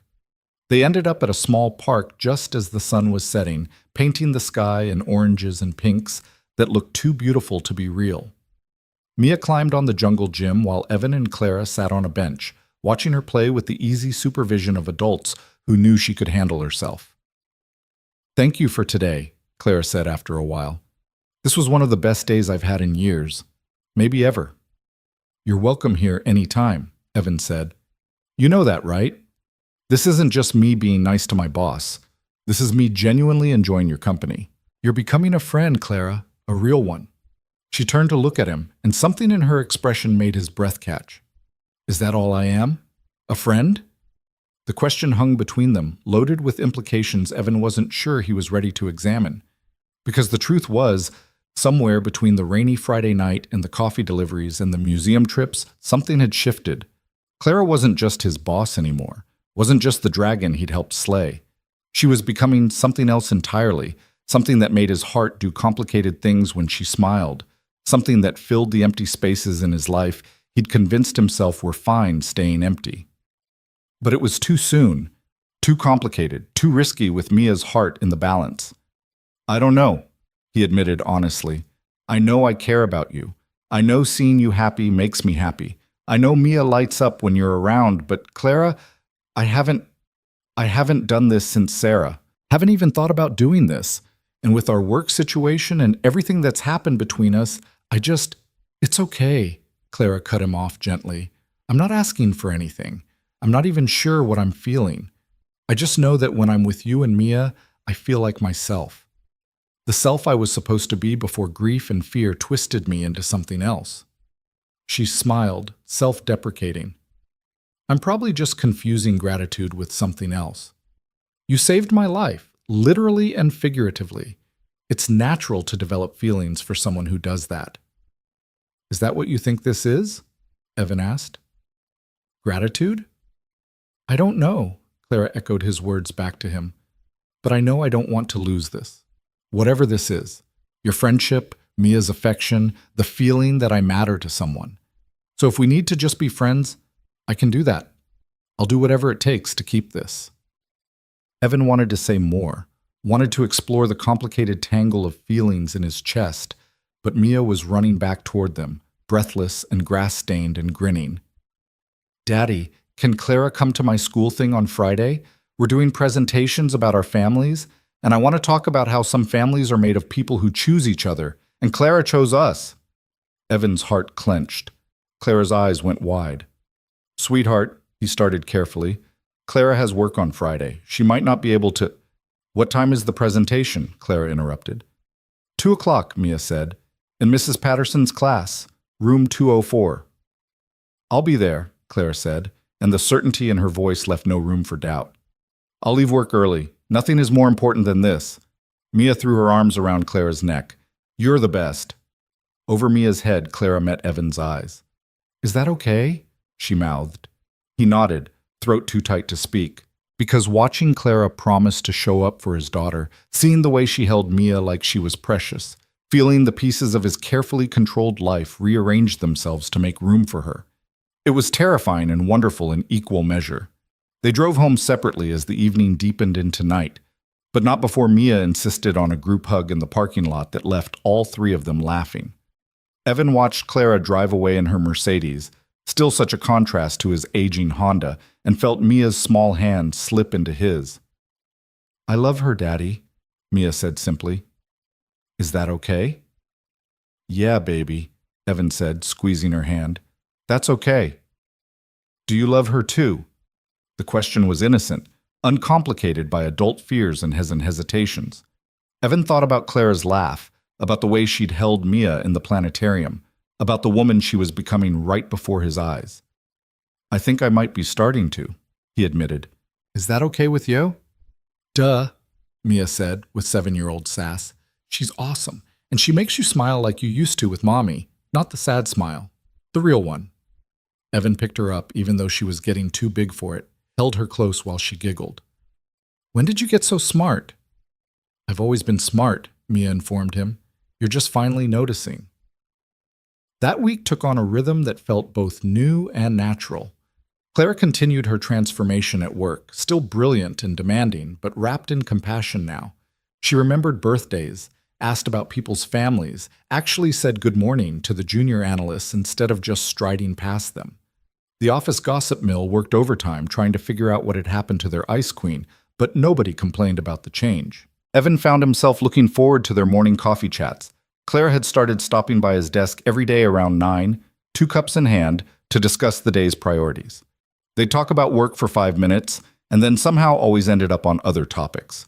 Mia's latest pronouncement about economic theory, Clara's therapy breakthroughs, the book he was reading, the cooking class she'd impulsively signed up for because I'm tired of takeout being my only skill.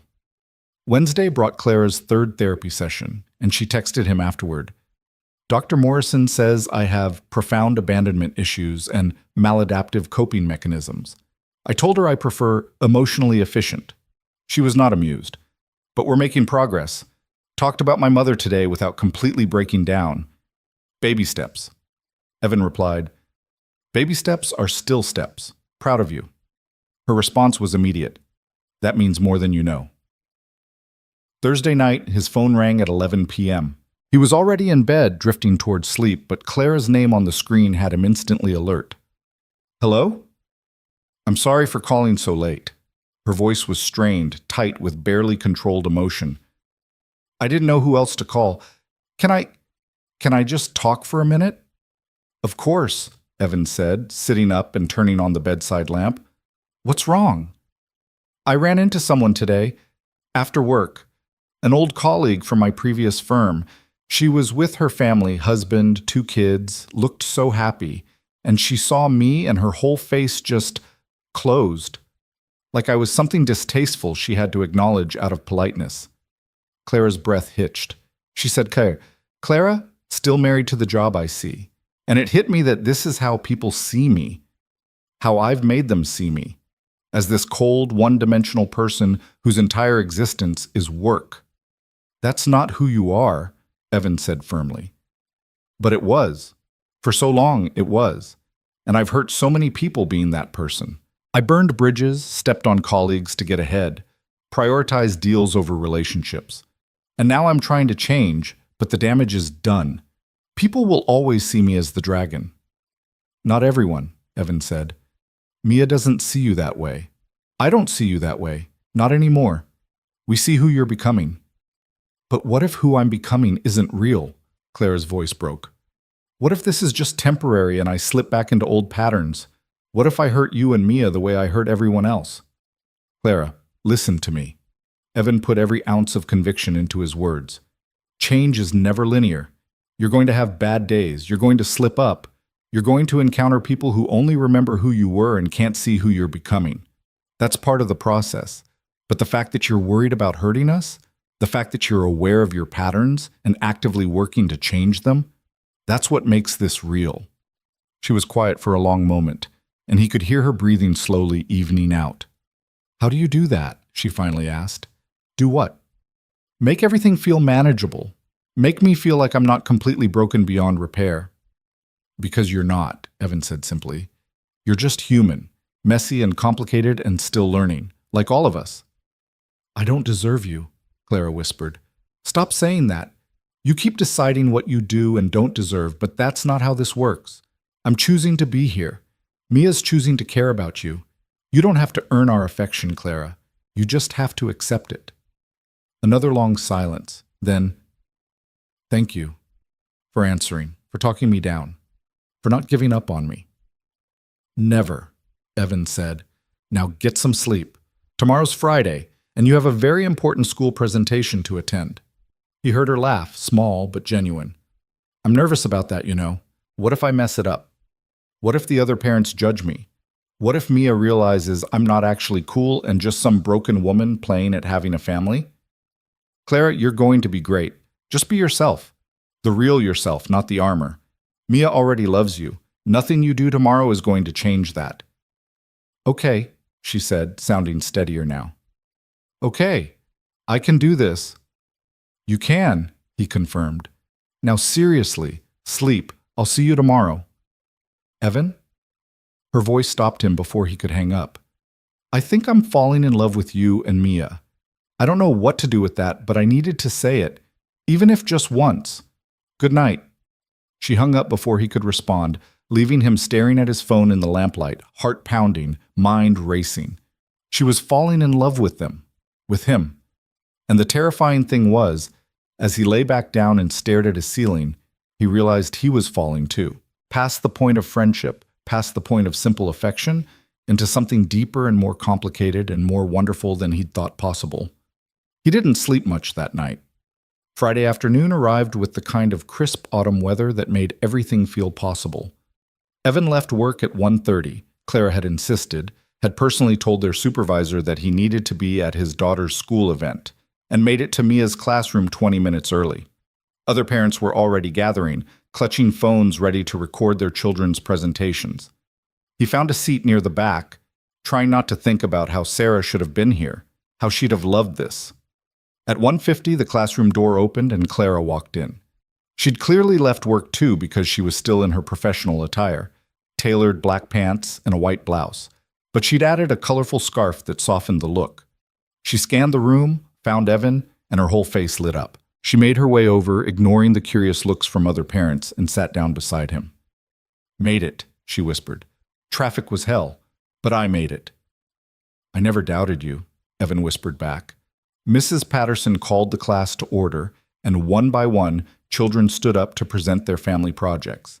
There were traditional nuclear families, blended families, single-parent families, families with two dads, families with grandparents as primary guardians. Each child spoke with pride about what made their family special. Then it was Mia's turn. She stood at the front of the class holding a poster board covered in photos and drawings. My family is special, she began, because we chose each other. She pointed to a photo of her and Evan from last Christmas. This is my daddy. My mommy died when I was little, so it's been just us for a long time. Daddy works really hard and helps me with homework even when he's tired. Evan's throat constricted. Beside him, Clara reached over and squeezed his hand. This is Mrs. Chen, Mia continued, pointing to a drawing she'd made of their neighbor. She watches me sometimes and makes the best dumplings. She's like my grandma. Another drawing. This is my friend Tyler, even though he says bad words. He's family because he shares his snacks. Then Mia's face broke into a huge smile. And this is Miss Clara. She's my newest family. She works with my daddy, and she was really sad, but we made her happy again. She brings me books about dinosaurs and economics, and she lets me fall asleep on her shoulder, and she came to my presentation even though she has important work because she says I'm more important than work. Clara made a small sound beside him, something between a sob and a laugh. Her hand tightened on Evan's. My teacher said families are supposed to be people who live in the same house, Mia continued. But I think families are people who love you and show up for you and make you feel safe. So my family is me and Daddy and Mrs. Chen and Tyler and Miss Clara, and we're perfect just the way we are. The room erupted in applause. Mia beamed, clearly proud of herself. Mrs. Patterson looked a little teary, and Evan turned to see Clara openly crying, tears streaming down her face as she smiled the biggest, most genuine smile he'd ever seen from her. She called me family, Clara whispered. I'm family. Yeah, Evan said, his own eyes stinging. You are. After the presentations, there was a small reception in the classroom, cookies and juice boxes, while the kids showed their parents various projects. Mia dragged Clara over to her desk, showing her drawings and worksheets and the gold star she got on her math quiz. Other parents approached them, introducing themselves, and Evan watched Clara handle it beautifully, warm, friendly, interested in their children without being presumptuous about her place in Mia's life. One mother, Jessica, whose son was Tyler of the bad words, pulled Evan aside. I hope this isn't intrusive, but is that your partner? She seems lovely with Mia. Evan hesitated. She's a good friend. It's complicated. Jessica smiled knowingly. The best relationships usually are. For what it's worth, anyone who looks at your daughter the way she does is worth the complication. As the reception wound down and Mia hugged her friends goodbye, Clara knelt down to Mia's level. Thank you for including me in your family, she said softly. That's the greatest honor anyone has ever given me. You're welcome, Mia said matter-of-factly. But you have to come to Sunday dinner now. That's what families do. I wouldn't miss it, Clara promised. They walked out to the parking lot together, Mia between them, holding both their hands.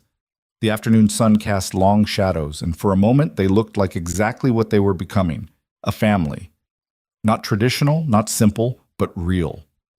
At their cars, Mia hugged Clara goodbye with the unself-conscious affection of childhood. I love you, Miss Clara. Clara's voice broke. I love you too, Mia, so much.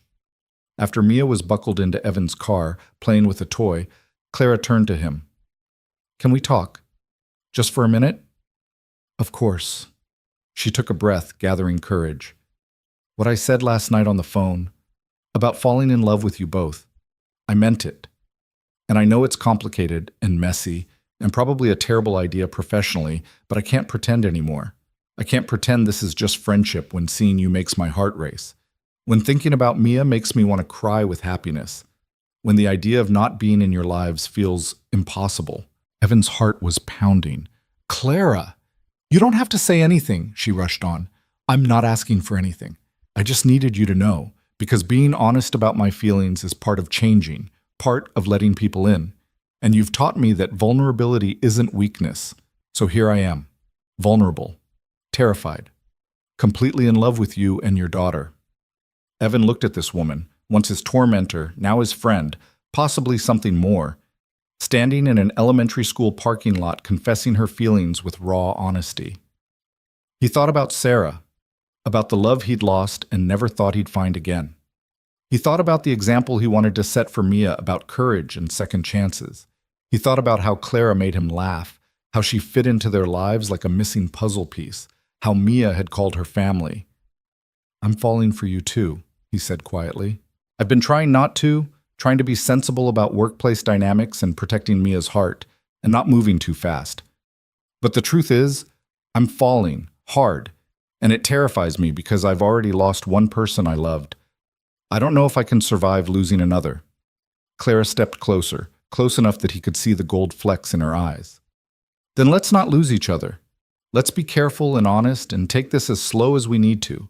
But let's also be brave enough to try.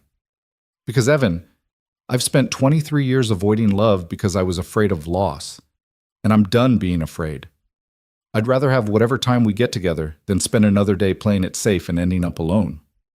Daddy! Mia's voice floated from the car window. Are you going to kiss her or what?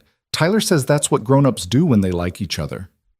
They both laughed, the tension breaking into something lighter, easier. Your daughter is remarkably perceptive, Clara said. She gets it from her mother, Evan replied. Then, making a choice that felt both terrifying and inevitable, he leaned in. The kiss was soft, brief, more promise than passion, but it was real. And when they pulled apart, Clara was crying again, happy tears this time. Was that okay? He asked. I know we should probably talk more, establish boundaries, figure out how this works. It was perfect, Clara interrupted.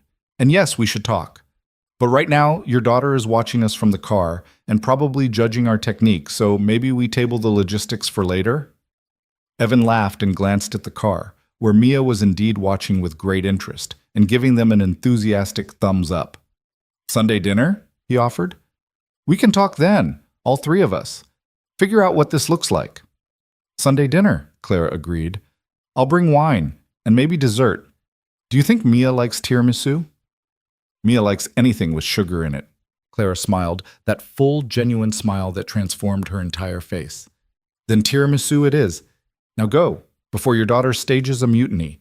I'll see you Monday at work, and Sunday at dinner, and, she hesitated, and hopefully a lot of days in between.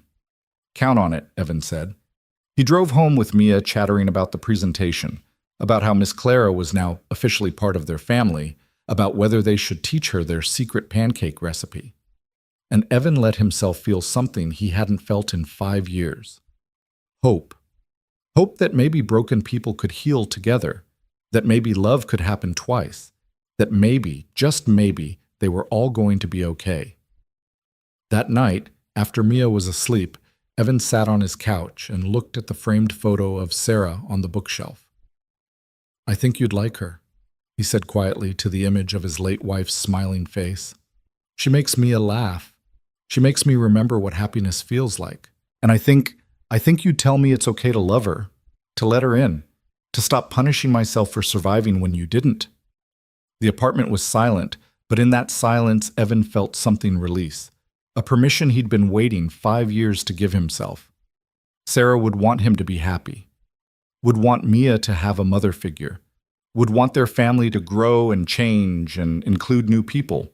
His phone buzzed with a text from Clara. Thank you for today. Thank you for taking a chance on a dragon learning to be human. Sleep well. Dream sweet. I'll be thinking of you. See. Evan smiled and replied, Thank you for showing up, for being brave, for loving my daughter, for helping me remember I'm allowed to be happy. See you Sunday. E. The response came quickly. I love you. I know it's too soon to say, and I'll probably regret being this forward, but I can't help it. I love you both. Good night. Evan stared at those 3 words. I love you, and felt his heart do something complicated and wonderful. He typed slowly, carefully, meaning every word. I love you too. Sleep well, Clara. Our dragon, who's really a princess learning she was never a monster after all. Sunday would come, and with it conversations about how to navigate their relationship, about work boundaries and Mia's needs, and the complexity of building something new from broken pieces. But tonight, in the quiet of his apartment, Evan let himself simply feel grateful. Grateful for rainy Friday nights and desperate phone calls. Grateful for second chances and brave choices. Grateful for a little girl who saw the good in everyone, and a woman who was learning to see the good in herself. Outside, the city hummed its endless song. And inside 3 different homes, 3 people who'd found each other in the unlikeliest way, fell asleep thinking the same thing. Tomorrow would bring challenges, but they'd face them together. And together, they were stronger than they'd ever been alone. Sunday morning dawned with the kind of golden light that made everything feel significant, like the universe was paying attention. Evan woke early, staring at his ceiling and replaying Friday's kiss in his mind until Mia's voice interrupted his thoughts from the doorway. "You're thinking about Clara," she announced, padding into his room in her dinosaur pajamas. "You have the same smile Mommy used to give you in the old pictures." Evan's chest constricted. They didn't talk about Sarah often, not because it hurt too much, but because Mia's memories of her mother were so fragile, more feeling than fact. "Does that bother you?" he asked carefully, pulling her up onto the bed beside him. "That I'm thinking about Clara that way?" Mia considered this with the seriousness she applied to all important matters. "Mommy's gone," she said finally, "and you've been sad for a really long time, Daddy. Not sad like crying, but sad like there's a piece of you missing. Clara makes that piece not hurt as much." She paused. "Is that bad? That someone new makes it better?" "No, baby," Evan said, pulling her close. "That's not bad at all. Your mom loved us so much, and I think she'd want us to be happy, even if that means letting new people into our family." "Good," Mia said decisively, "'cause I already told Tyler that Claire's going to be my new mom, and if I was wrong, that's going to be really embarrassing." "Mia!" Evan couldn't help but laugh, even as panic fluttered in his chest. "We haven't even had our first official date yet. We're taking things slow." "Adults are weird about slow," Mia observed. "You already love her. She already loves us. Why wait?" "Because slow is responsible. Because we want to make sure we're making good choices for everyone, especially you." Mia rolled her eyes with impressive 7-year-old sass. "Fine. Be slow. But she's still coming to dinner tonight, right?" "Yes, she's still coming to dinner." "Then I need to clean my room. And we need to make the good pasta, and you need to wear your nice shirt, not the one with the stain." Evan spent the next 8 hours in a state of nervous preparation that Mia found endlessly amusing. He cleaned the apartment until it gleamed, changed his shirt 3 times, made his grandmother's pasta sauce from scratch, the one that took 4 hours and required more stirring than any recipe should reasonably demand. Mia helped by setting the table with the nice dishes they usually only used for Thanksgiving, and arranging a bouquet of flowers she insisted they buy from the grocery store. "This is just dinner," Evan said as Mia adjusted a fork for the 3rd time. "We're not trying to impress her." "Daddy," Mia said with infinite patience, "you're wearing cologne. You never wear cologne. You're absolutely trying to impress her." She wasn't wrong. At 5:30, when the doorbell rang, Evan's heart jumped into his throat. He opened the door to find Clara standing there, looking nothing like the polished executive he'd known for 3 years. She wore dark jeans and a soft cream sweater, her hair loose around her shoulders, and she was clutching a covered dish and a bottle of wine like lifelines. She looked nervous and beautiful and so perfectly imperfect that Evan forgot to breathe for a moment. "Hi," she said. "I brought tiramisu and wine, and also backup wine in case the first wine isn't good. And I'm rambling, aren't I?" "Adorably," Evan said, taking the dish and one of the wine bottles. "Come in. Mia's been rearranging furniture all afternoon in your honor." "I have not," Mia's voice called from inside. "I've been making everything perfect, which is different," Clara laughed, and Evan saw some of her tension ease. She stepped inside, and Mia immediately attached herself to Clara's side, hugging her waist. "You're here. Do you like flowers? I picked them myself." "Well, Daddy paid for them, but I chose them." "They're beautiful," Clara said, her voice thick with emotion. "Everything is beautiful. Thank you for having me." "You're family now," Mia said matter-of-factly. "You don't have to thank family for inviting you. That's just silly." They settled into dinner with surprising ease.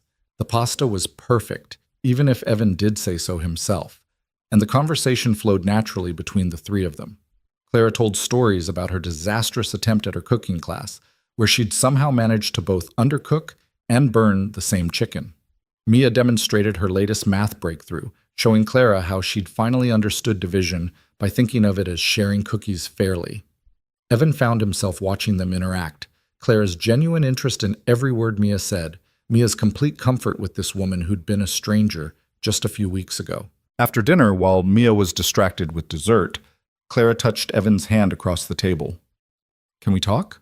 She asked quietly. The three of us? About what this is and what it means? Evan nodded, his pulse quickening. Mia, can you put your fork down for a minute?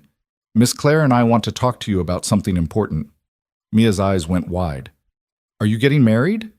No, both adults said simultaneously, then laughed at their synchronized panic. Not yet anyway, Clara amended, then flushed. Sorry, that was presumptuous. What I mean is… She took a breath, steadying herself. Mia, you know how you said I'm part of your family now? Yeah, Mia said, because you are. Well, your dad and I have been talking, and we realize that we have feelings for each other, grown-up feelings, the kind that might mean we want to spend more time together, maybe go on dates, maybe, if things work out, become a real family. Clara's voice was shaking slightly. But the most important thing is making sure you're okay with that. Because you come first, always. If you're uncomfortable or confused or you need more time… Are you asking if it's okay if you're my dad's girlfriend? Mia interrupted. Clara glanced at Evan, who nodded encouragingly. Yes, Clara said. That's what I'm asking. Mia considered this for approximately 3 seconds. Okay. Okay, Evan repeated. Just okay. Don't you have questions or concerns or… Daddy, she makes you happy. She makes me happy. She's nice and smart, and she came to my school thing even though she had important work. Why would I say no? Mia paused. But if you're dating, does that mean you'll kiss more? Because Tyler says his parents kiss all the time and it's gross. But I don't think it's gross. I think it's nice. Clara was crying and laughing at the same time. You're remarkable. You know that? Everyone keeps saying that, Mia said. Can I have more tiramisu now? After Mia was granted her second helping and had retreated to the living room to watch a movie, Evan and Clara found themselves alone in the kitchen, cleaning dishes in comfortable silence. Clara washed while Evan dried, their shoulders brushing occasionally, the intimacy of the mundane task making his heart ache in the best possible way. That went well, Clara said finally. Better than I expected, honestly. I had a whole speech prepared about taking things slow and making sure she was comfortable. Mia has never been one for slow, Evan said. When she decides something, she commits completely. It's terrifying and beautiful. She gets that from you, Clara observed. The commitment part. You drove across the city in a storm for someone who'd made your life hell. That's pretty committed. That was different. Was it? Clara set down the dish she was washing and turned to face him. I think you saw someone who needed help, and you decided right then to show up. No hesitation, no calculating the cost, just pure instinctive kindness. She stepped closer. That's who you are, Evan, and I'm so grateful that's who you are, because otherwise I'd still be drowning in my own misery, alone in that apartment, convinced I was too broken to fix. Evan set down his towel and cupped her face in his hands. You're not broken. You never were. You were just hurting and didn't know how to ask for help. I'm still hurting, Claire admitted. Therapy is bringing up things I've buried for decades. Some days are really hard. Some days I want to retreat back into my walls because being vulnerable is exhausting. Then on those days you call me, Evan said. You don't have to face everything alone anymore. I'm not used to having someone to call, Clara whispered. I'm not used to mattering to people. What if I mess this up? What if I hurt you without meaning to? Then we'll talk about it. We'll work through it. That's what people who love each other do. He paused. And I do love you, Clara. I know it's fast and probably crazy, but I love you. The you who brought coffee to the office. The you who read dinosaur books in the park. The you who stood in a school parking lot and confessed your feelings even though you were terrified. I love you too, Clara breathed. So much it scares me. I didn't think I was capable of feeling this way, of wanting someone this badly, of… She stopped, emotion overwhelming her. Evan kissed her then, really kissed her. Not the brief promise from the parking lot, but something deeper, fuller. She melted against him, her arms wrapping around his neck. And for a moment the world narrowed to just this. Clara's lips on his, her hands in his hair, the soft sound she made when he pulled her closer. When they finally broke apart, both breathing hard, Clara's eyes were shining. Wow, she said. Yeah, Evan agreed. Wow. Daddy, you guys are being gross in there, Mia called from the living room, but her voice was delighted rather than disgusted. They finished the dishes with foolish smiles on their faces, stealing glances at each other like teenagers. When the kitchen was clean, they joined Mia in the living room, settling on the couch with her between them. She immediately leaned against Clara, who wrapped an arm around her shoulders with the kind of natural affection that made Evan's heart squeeze. The movie played, some animated thing about talking animals that Mia loved, but Evan found himself watching Clara and Mia more than the screen. The way Clara stroked Mia's hair absently, the way Mia had pulled Clara's other hand into her lap, holding it like it was precious. The way Clara kept glancing at him over Mia's head, her expression equal parts wonder and disbelief, like she couldn't quite believe this was her life now. Halfway through the movie, Mia fell asleep, her head on Clara's shoulder. Clara froze, afraid to move and disturb her, and Evan had to suppress a laugh at the panic in her eyes. "What do I do?" Clara mouthed. "Just stay still," Evan whispered. "She's a deep sleeper. You're fine." My arm's going numb. Welcome to parenthood. Numb limbs are part of the package. Clara smiled despite herself, adjusting slightly to get more comfortable without waking Mia. They sat like that for another 20 minutes, the movie playing softly, Mia sleeping peacefully.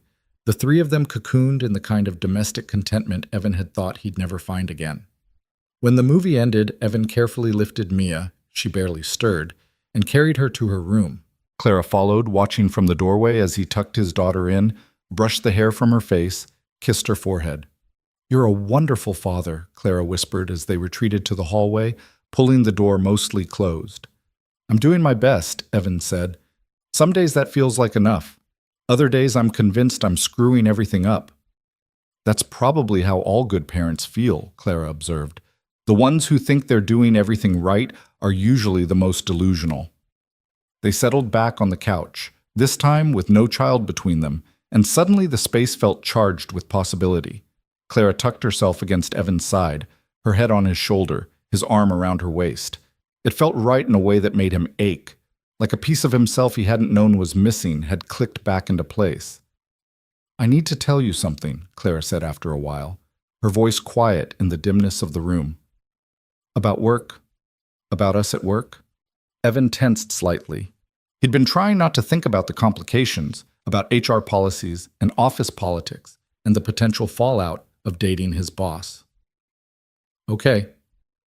I talked to HR on Friday, confidentially, about the ethical implications of a supervisor having a relationship with a direct report." Clara tilted her head to look at him. "The policy doesn't forbid it, but it does require disclosure and, in some cases, reassignment." Evan's stomach dropped. "You want to reassign me?" "No," Clara said quickly. "God, no. But I want to do this right, so I'm proposing that we disclose the relationship to HR, not to the whole company, just officially on record, and I'll recuse myself from decisions about your compensation and performance reviews. Marcus can handle those instead. That way there's no conflict of interest, no appearance of impropriety." "You've really thought this through," Evan said, impressed despite his nervousness. "I've spent 3 weeks thinking about nothing else," Clara admitted. "How to make this work without compromising either of our careers. How to protect you from office gossip. How to make sure no one can accuse you of sleeping your way to success or accuse me of favoritism." "People are going to talk regardless," Evan pointed out. "Let them," Clara said with surprising fierceness. "Let them gossip and speculate and judge. I spent 23 years caring too much about what people thought of me, and it made me miserable. I'm done with that. I'm choosing happiness, even if it comes with complications." Evan pulled her closer, pressing a kiss to the top of her head. "Have I mentioned that I love you?" "Once or twice," Clara said, smiling against his chest. "But I don't mind hearing it again." "I love you," he repeated. "I love your courage. I love how you're facing your demons head on. I love watching you with Mia. I love that you're thinking about HR policies because you want to protect both of us." "I love you too," Clara whispered.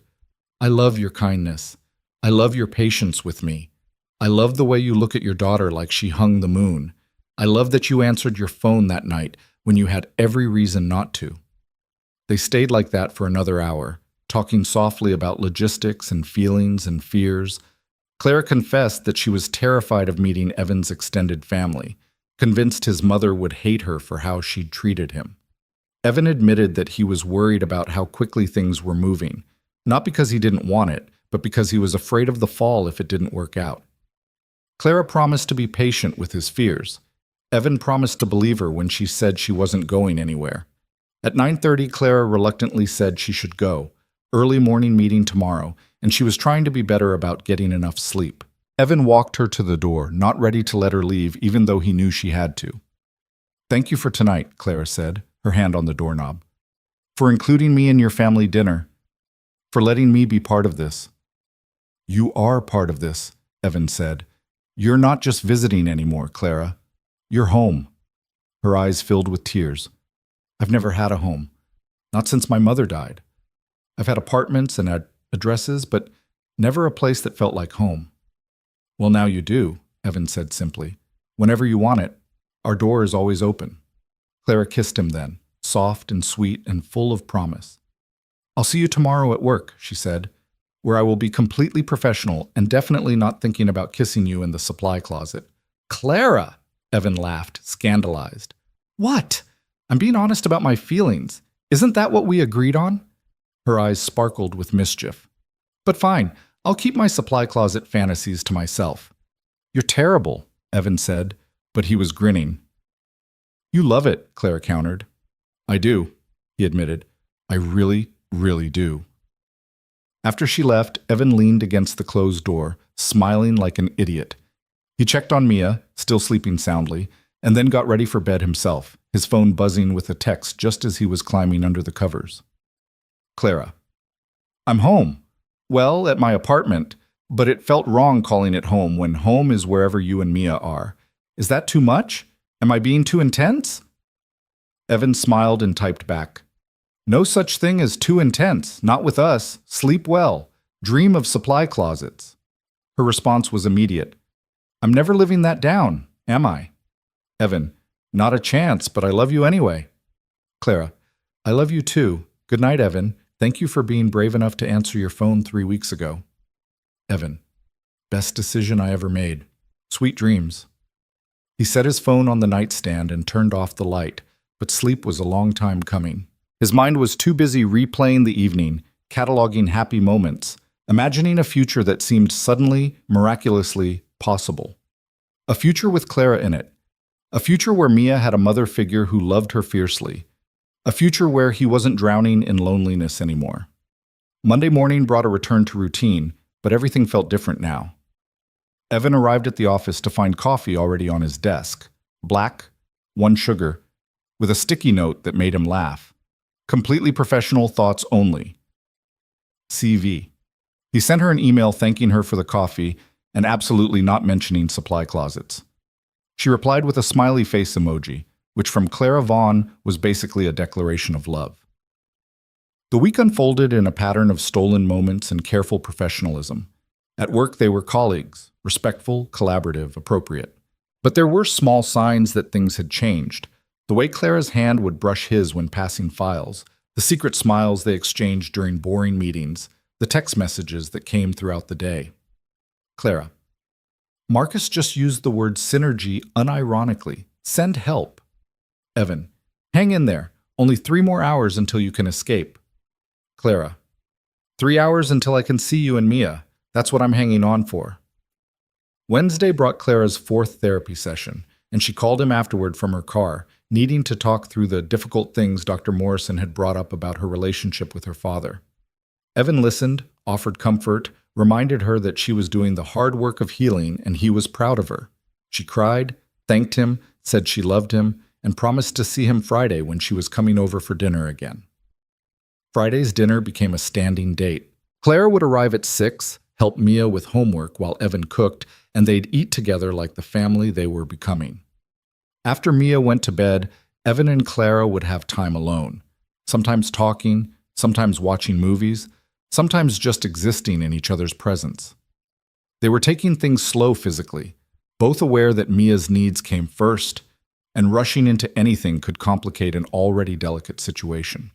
But the emotional intimacy was building quickly, the kind of deep connection that came from 2 people who'd seen each other's worst moments and chosen to stay anyway. 3 weeks into their official relationship, Clara showed up at Friday dinner with an announcement. I have something to tell you both, she said over pasta and salad.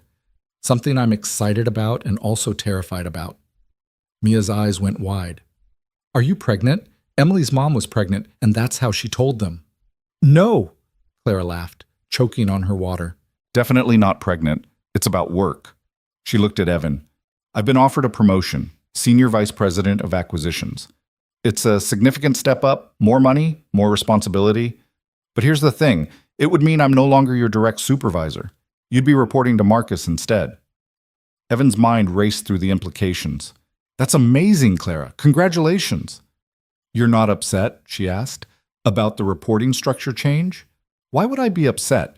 This solves our HR complication problem, and you've earned this promotion. You're brilliant at what you do. I told them I needed to think about it, Clara admitted, because the new role would mean more travel.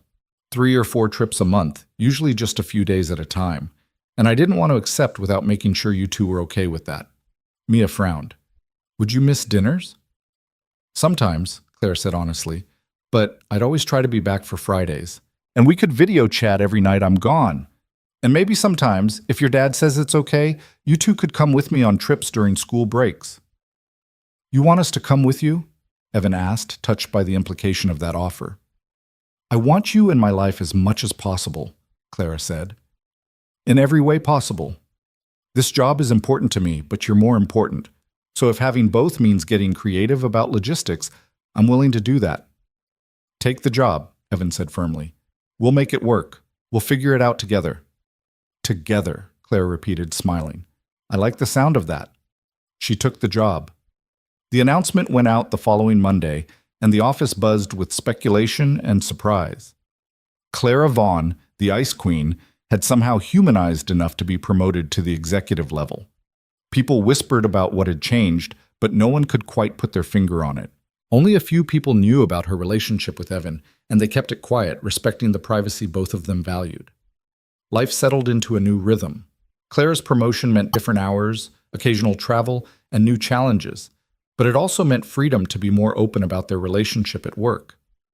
They went to the office holiday party together, Clara's hand in Evan's, and if their colleagues gossiped, it was with more surprise than malice. The terrifying dragon had been tamed by a single father and his remarkable daughter, the story went, though those who knew them understood it was more complicated than that. Clara hadn't been tamed, she'd been saved. And in saving her, Evan and Mia had found something they hadn't known they were missing: completion. 4 months into their relationship, on a Saturday morning in February, Clara showed up at the apartment with a nervous energy that immediately put Evan on alert. Mia was at a birthday party, giving them rare alone time, and Clara paced his living room like she was preparing for a difficult negotiation. Okay, you're making me nervous, Evan said. What's wrong? Nothing's wrong, Clara said quickly. Everything's right, that's the problem. Everything is so right, and I'm terrified I'm going to ruin it by moving too fast, but I also can't keep pretending I don't want more. Clara, breathe. What are you talking about? She stopped pacing and faced him. My lease is up next month. I have to decide whether to renew or find a new place. And I've been thinking, what if I didn't renew? What if I looked for something bigger, something that could fit 3 people instead of 1? Evan's heart stopped. Are you asking what I think you're asking? I'm asking if you consider moving in together, Clara said in a rush. Not immediately, not until we're both ready. But maybe we start looking at places? 3 bedrooms, so Mia has her own space, and we have ours. Maybe a yard where she can play. A real home for the family we're becoming. She paused. Unless that's too fast. I'll understand if it's too fast. I can just find a new apartment on my own and… Yes, Evan interrupted. Clara blinked. Yes? Yes, let's look at places. Yes, let's plan for a future together. Yes to all of it. He pulled her into his arms. I love you. I want to build a life with you, a real permanent life. And I think Mia would be thrilled. You think? Clara's voice was muffled against his chest. I know, Evan corrected. She asked me last week if you were ever going to officially move in because she's tired of you going home at night. Clara laughed, the sound watery with emotion. She said that? She said, and I quote, It's silly that Miss Clara leaves when she's just going to come back tomorrow. She should just stay. Evan pulled back to look at her. So yes, let's find a home together. All three of us. They spent the next month house hunting, dragging Mia to open houses and arguing good-naturedly about neighborhoods and school districts and whether they really needed a two-car garage. Mia took her role as house decider very seriously, vetoing any place that didn't have a good reading nook or what she deemed proper dinosaur display potential.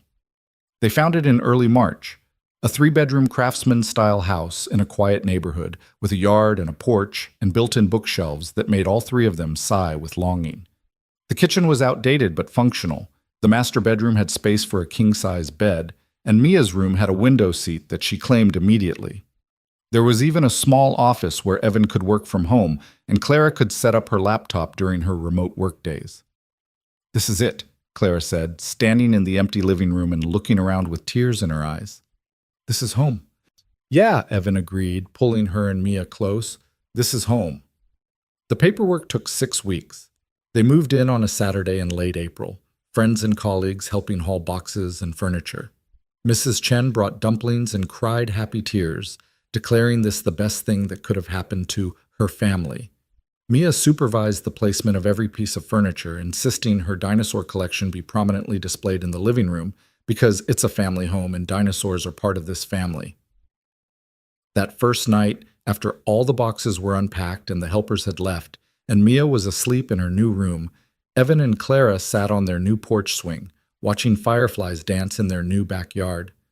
Clara's head was on his shoulder, his arm around her waist, both of them exhausted and happy and slightly overwhelmed by the enormity of what they'd done. "We bought a house," Clara said, wonder in her voice. "We're living together. We're really doing this." "Having second thoughts?" Evan teased. "Not even for a second," Clara said. "I'm just amazed that this is my life now. 6 months ago, I was alone in that sterile apartment, drowning in grief and convinced I didn't deserve anything better. And now I have you and Mia and a home with a yard and a porch swing." She turned to look at him. "You saved my life, Evan Parker. I need you to know that." "We saved each other," Evan corrected. "You taught me it was okay to be happy again, to love again, to believe in second chances."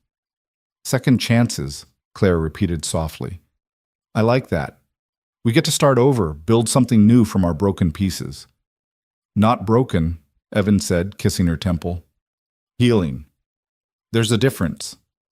They sat in comfortable silence, listening to the night sounds of their new neighborhood, feeling the weight and lightness of new beginnings. Inside, in her new room, Mia slept peacefully, dreaming of dinosaurs and economics and the family she'd chosen. And on the porch, two people who'd found each other in the most unlikely way held each other close and marveled at how one rainy Friday night, one desperate phone call, one choice to show up had changed everything. "I love you," Clara whispered into the darkness. "I love you too," Evan replied. "Welcome home." And finally, after 23 years of running from connection, Clara Vaughn had found exactly that: a home, a family, a place where she belonged. Not because she'd earned it or deserved it, but simply because two people had looked at her and decided she was worth saving, worth loving, worth fighting for. The dragon had learned to be human again, and in learning she'd discovered something she'd never expected, that vulnerability wasn't weakness, that love wasn't loss, and that sometimes the family you need finds you in the most unexpected ways, through tears and coffee cups, through dinosaur books and school presentations, through the simple radical act of answering the phone when someone whispers, "Please help, I'm in trouble." They'd all been in trouble in their own ways, but together they'd found their way home. The seasons changed the way they always did, but now those changes meant something different. Summer brought lazy mornings in the backyard where Mia chased butterflies, while Clara attempted to garden with more enthusiasm than skill. Evan would watch them from the kitchen window while making breakfast, his heart so full it ached, the good kind of ache, the kind that meant healing. Fall arrived with parent-teacher conferences where both he and Clara sat side by side, Clara's hand in his, listening to Mrs. Patterson praise Mia's progress, and noting with a knowing smile that family stability has done wonders for her confidence. Winter meant the three of them decorating their first Christmas tree together, Mia insisting on putting the star on top while balanced on Evan's shoulders, and Clara steadying them both, laughing and warning them not to break anything. It was a Tuesday evening in January, nearly 15 months after that rainy Friday night, when everything shifted again. Evan was cooking dinner, nothing fancy, just tacos, while Mia sat at the kitchen table working on a project for school. Claire was due home from a 3-day business trip any minute, and Mia kept glancing at the clock with the kind of anxious anticipation that came from missing someone. "Do you think she'll like my surprise?" Mia asked for the third time, gesturing to the welcome home banner she'd made from construction paper and enough glitter to constitute an environmental hazard. "She's gonna love it," Evan assured her. "She always loves everything you make." "That's because she loves me," Mia said matter-of-factly. "Like really loves me. Not just because she has to, but because she chose to." Evan turned from the stove to look at his daughter, struck by the wisdom in her words. "You're right. She did choose you. She chooses us every day." "I know," Mia said. "That's why I have a question."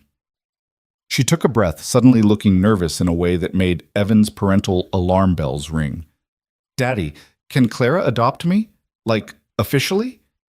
So she's not just my bonus mom, but my real mom?" The wooden spoon Evan was holding clattered to the floor. "What? Can Clara adopt me?" Mia repeated, more insistent now. "I've been researching it at the library with Mrs. Chen. She helped me use the computer. And I found out that if you're married to someone, they can adopt your kid. So if you and Clara got married, she could adopt me, and then she'd be my mom for real. Forever. Even if something happened." Evan's mind was reeling. "Sweetheart, that's a really big thing to think about. Have you talked to Clara about this?" "No, I wanted to ask you first, because you're my dad and you have to say yes before she can adopt me. That's how it works." Mia's eyes were filling with tears, that wobbling kind that meant she was about to completely break down. "I just want it to be real, Daddy. I want her to be my mom officially. What if something happens and she has to leave? What if there's some rule that says she can't be my mom because it's not legal? I can't," her voice cracked. "I can't lose another mom." Evan was across the kitchen in 2 strides, pulling Mia into his arms as she started to cry in earnest. "Oh, baby, you're not going to lose her. Claire's not going anywhere." "But we don't know that," Mia sobbed into his chest. "We didn't know Mommy was going to leave either, and then she was just gone. And I know Claire's not going to die probably, but what if she decides she doesn't want us anymore? What if she realizes we're too much work?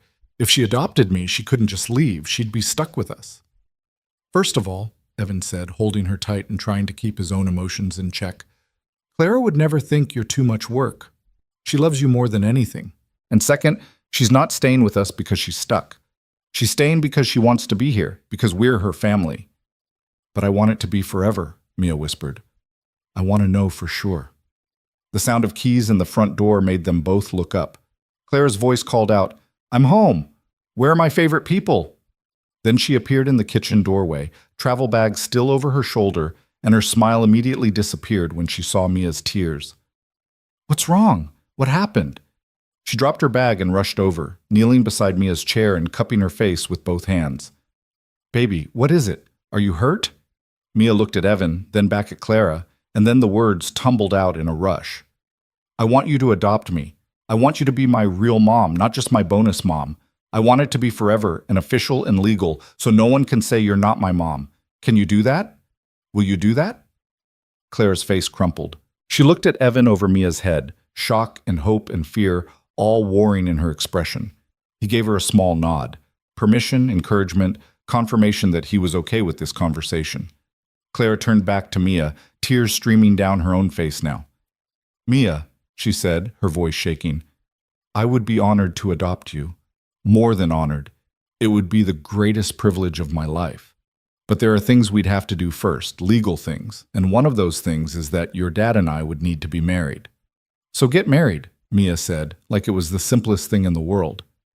"You love each other. You live together. You're basically already married. Just make it official." Clara looked at Evan again, and he saw the question in her eyes. They'd talked about marriage, of course, Late-night conversations about futures and forever, careful discussions about timing and readiness. But they'd been taking things slow, making sure the foundation was solid before building anything permanent on top of it. They'd been thinking another year, maybe two. They'd been thinking proposal and engagement and a proper wedding. They hadn't been thinking about an 8-year-old taking matters into her own hands. But looking at his daughter's tear-stained face, at Clara's hopeful expression, at the family they'd built from broken pieces and second chances, Evan realized that slow was a luxury they didn't need anymore. They were already committed, already forever. The paperwork was just a formality. "Clara," he said, and his voice came out rough with emotion. "I know this isn't the romantic proposal you deserve. I know we plan to wait to do this right, but our daughter wants you to be her mother officially, and honestly, I can't think of anything I want more. So I'm asking you, here in our kitchen with taco meat burning on the stove and glitter all over the floor, will you marry me?" Clara's laugh was half sob. "The taco meat is burning?" "Probably," Evan admitted, "but priorities. Will you marry me?" "Yes," Clara said, and the word was fierce and certain. "Yes, of course, yes. I've wanted to marry you since the day we moved into this house, and Mia made us all put our handprints in cement on the porch. Yes to marriage, and yes to adoption, and yes to forever with both of you." Mia threw her arms around Clara's neck, nearly knocking her over. "You're going to be my real mom, my forever mom." "I'm already your real mom," Clara said, holding her tight. "The adoption papers will just make everyone else recognize what we already know. You're mine, Mia Parker. You've been mine since that first Saturday in the park when you decided I was worth keeping."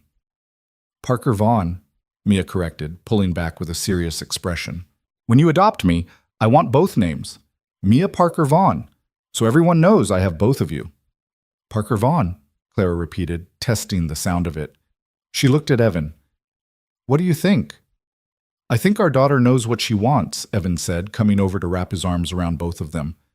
"And I think the taco meat is definitely burning." "I'll order pizza," Clara said, laughing through her tears. "We're celebrating." That night, after Mia had finally fallen asleep, wired on pizza and excitement and the promise of forever, Evan and Clara sat on their bed, still processing what had happened.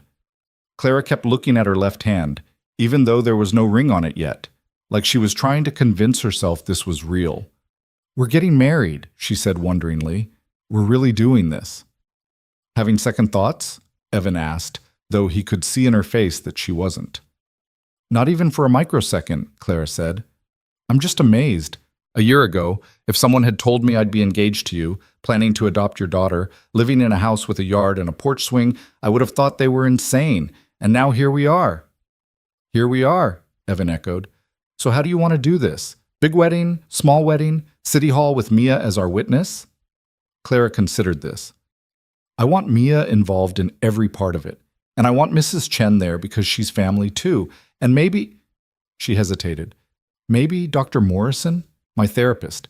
She's been such a huge part of my journey to getting here. Is that weird?"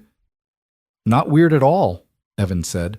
"Anyone you want there, we'll invite. This is about us, about our family. There's no wrong way to do it."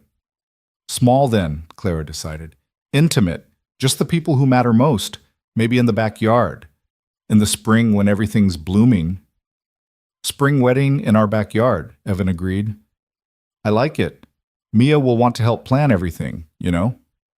"Good," Clara said. "It's her day as much as ours. She's the reason this is happening." She paused, her expression turning serious. "Can we talk about the adoption? Really talk about it? Because I want to make sure we're doing this for the right reasons, not just because Mia asked." "What are you worried about?" Evan asked gently. "I'm worried that I'm not good enough," Clara admitted. "That I don't know how to be a mother because I've only had 15 months of practice. That I'll mess up and Mia will regret wanting this. That I'll somehow damage her with my issues and my baggage." Evan took her hands. "Clara, you've been her mother since the day you sat in that planetarium and let her sleep on your shoulder. Since you showed up at her school presentation. Since you chose to learn about dinosaurs and economics and whatever other obsession she develops next.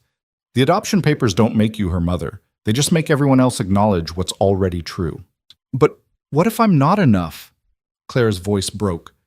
"What if she needs something I can't give her?" Then we'll figure it out together, Evan said. That's what parents do. We mess up and we learn and we try again. You've already proven you can do that. You've already proven you love her enough to put her needs first. That's all being a parent is. Showing up and loving them and doing your best. Clara nodded, wiping at her eyes. I want to do this right. I want to talk to a lawyer, understand the process, make sure we're following all the steps correctly. And I want to ask Mia again, when she's not emotional, to make sure this is really what she wants. She'll want it, Evan said with certainty. But yes, we'll do it right. We'll take our time with the legal process, make sure everything is perfect. Thank you, Clara whispered, for trusting me with her, for believing I can do this. You already are doing this, Evan said, pulling her close. You're already her mother. Now, we're just making it official. The next few months were a whirlwind of planning and paperwork. They hired a family lawyer who specialized in adoptions, started the home study process, filled out what felt like 1,000 forms. Mia participated enthusiastically, writing a letter to the judge about why she wanted Clara to adopt her that made all three of them cry. The wedding planning happened simultaneously, Clara and Mia poring over flower options and dress designs, arguing good-naturedly about whether dinosaurs could be part of the wedding theme. Absolutely not, Clara said, when Mia suggested dinosaur centerpieces. We are not having T-Rexes at our wedding. But they could be tiny ones, Mia argued. Tasteful dinosaurs. There is no such thing as tasteful dinosaurs, Clara said, trying not to laugh. Can we compromise on butterflies? Evan suggested. Mia loves butterflies too, and they're definitely more traditional. Butterflies work, Mia agreed after careful consideration, but I'm wearing my light-up sneakers under my dress. Deal, Clara said immediately, because some battles weren't worth fighting. They set the wedding date for May 15th, exactly 2 years after they'd moved into the house. The adoption hearing was scheduled for 3 weeks later, once the marriage was finalized and Clara's legal status as Mia's step-parent was established. Those 3 weeks between wedding and adoption would be agony, but the lawyer assured them it was necessary for the paperwork to process correctly. 2 weeks before the wedding, Evan found Clara sitting on the porch swing at midnight, staring at the stars. He brought her a blanket and sat beside her, waiting for her to speak. I've been thinking about my mother, she said finally, wishing she could be here to see this, to meet you and Mia, to know that I finally figured out how to be happy. Tell me about her, Evan said. You've mentioned her, but I've never heard the full story. So Clara told him. About Helen Vaughn, who'd worked 2 jobs to support her daughter, who'd encouraged Clara's ambition while warning her not to lose her humanity in the pursuit of success. About the way her mother had laughed, loud and unrestrained, and how she'd made even their tiny apartment feel like a palace. About her mother's final days, the pain and the fear and the whispered plea, "Don't let grief make you small, Clara. Don't let losing me make you afraid to love." I failed at that for a long time, Clara said. I let grief make me exactly small. I let fear turn me into someone she wouldn't have recognized. But I think she'd be proud of who I'm becoming now, of the family we're building. I know she would be, Evan said. You're not small anymore, Clara. You're anything but small. I wish she could walk me down the aisle, Clara whispered. I wish she could see me marry you and adopt Mia. I wish she could know her daughter finally found her way home. Maybe she does know, Evan said softly. Maybe she's been watching all along, waiting for you to remember her advice about not being afraid to love. Clara leaned her head on his shoulder. I'm naming Mia's adoption papers in her honor. Helen is Mia's middle name. Mia Helen Parker Vaughn. So my mother's memory is part of our family officially. That's perfect, Evan said. And beautiful. Mia will be honored. The wedding day arrived with perfect weather, warm but not hot, sunny with a gentle breeze that made the flowers in their backyard dance. They'd kept it small like they planned. Mrs. Chen, Dr. Morrison, a handful of close colleagues, Mia's teacher Mrs. Patterson, and a few friends. Mia wore a purple dress she'd chosen herself, with her light-up sneakers visible every time she walked, and she carried a basket of flowers with the seriousness of someone performing a sacred duty. Clara wore a simple cream-colored dress, tea-length and elegant without being ostentatious. She'd left her hair down the way Mia liked it, added a flower crown that Mia had insisted on. Evan wore his best suit, the one he usually reserved for major presentations, and tried not to cry as he watched his daughter lead Clara down the makeshift aisle they'd created in the grass. The officiant was a friend of Dr. Morrison's, a kindly woman named Ruth, who'd listened to their story and agreed to make the ceremony personal. She spoke about second chances and chosen families, about how love wasn't always conventional, but was always worth fighting for. When it came time for the vows, Evan and Clara faced each other with tears already streaming. "Clara," Evan began, his voice shaking, "a year and a half ago, you called me when you were drowning. And I almost didn't answer, but something, fate, intuition, whatever you want to call it, made me pick up that phone. And it was the best decision I've ever made. You've brought light back into my life. You've given Mia a mother who adores her. You've shown me that it's okay to be happy again, that loving you doesn't diminish what I had before. You've made us whole. And I promise to spend the rest of my life showing you that answering that call wasn't charity. It was me finding the other half of my heart. I love you, Clara Vaughn. Thank you for being brave enough to ask for help." Clara wiped at her eyes, took a steadying breath. "Evan, before I met you, I thought I knew what strength was. I thought it was being hard, impenetrable, alone. You taught me that real strength is being vulnerable, is asking for help, is letting people see your mess and trusting them to stay. You saved my life, but more than that, you gave me a reason to live. You and Mia showed me what family means, what home feels like, what it's like to be loved not for what I achieved but for who I am. I promise to love you and Mia with everything I have, to show up every day, even when it's hard, to be the mother she deserves and the partner you need. I promise to never stop being grateful that you answered your phone. I love you, Evan Parker. Thank you for believing I was worth saving." There wasn't a dry eye in the backyard. Ruth pronounced them married, and they kissed while Mia cheered and threw flower petals in the air, creating a confetti of joy. The reception was casual, a catered dinner, a cake that Mia had helped design, dancing on the grass as the sun set. Evan danced with Clara to a song about finding home, and then with Mia to her favorite pop song, spinning her until she was dizzy with laughter. Later, after the guests had left and Mia had finally crashed from excitement, Clara found Evan cleaning up in the kitchen. She wrapped her arms around him from behind, resting her cheek against his back. "We did it," she said. "We're married." "We're married," he confirmed, turning to face her. "How does it feel?" "Right," Clara said simply. "It feels right, like this is exactly where I'm supposed to be." 3 more weeks until the adoption hearing, Evan said. "How are you feeling about that?" "Terrified and excited in equal measure," Clara admitted. "What if the judge says no? What if they think I'm not qualified to be her mother?" "They won't," Evan assured her. "We've done everything right. The home study was perfect. Mia's letter was incredible. Your background check came back clean. There's no reason for them to deny it." "Except that I'm a former ice queen who made your life hell for 3 years," Clara said. "Except that I'm still in therapy dealing with my issues. Except that I'm a completely imperfect person who has no idea what she's doing." "Clara," Evan said, cupping her face in his hands, "listen to me. Every parent is imperfect. Every parent is figuring it out as they go. What matters is that you love her. And you do. I've seen it. Everyone has seen it. The judge will see it too." Clara nodded, but the fear was still there in her eyes. Evan held her close, wishing he could transfer his certainty into her, wishing he could take away every doubt and anxiety. But he couldn't. All he could do was be there beside her, holding her hand through the waiting. The 3 weeks between wedding and adoption hearing were the longest of Clara's life. She threw herself into work, into being the best stepmother she could be, into preparing for the hearing with the same intensity she'd once brought to corporate negotiations. She practiced what she'd say to the judge, rehearsed answers to every possible question, read books about adoption and attachment, and blended families until her eyes ached. The night before the hearing, Mia found her sitting on the porch swing, staring at nothing. "You're worried," Mia observed, climbing up beside her.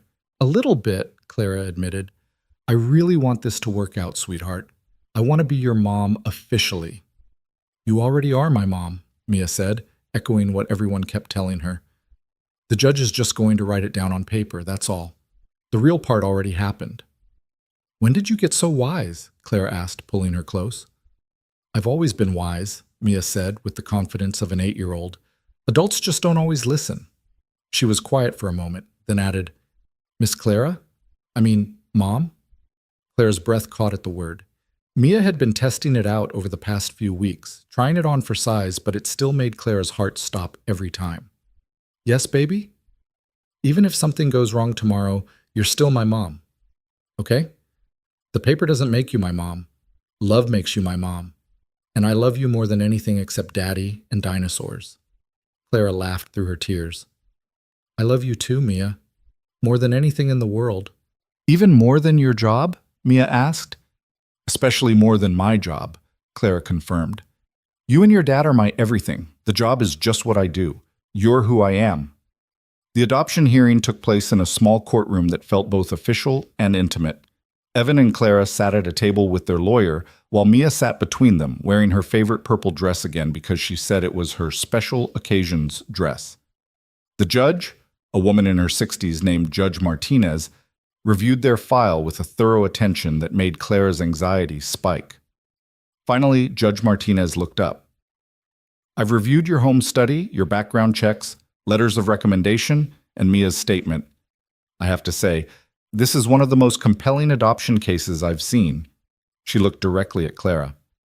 Ms. Vaughn, excuse me, Mrs. Parker, I understand you've only been in Mia's life for about 18 months.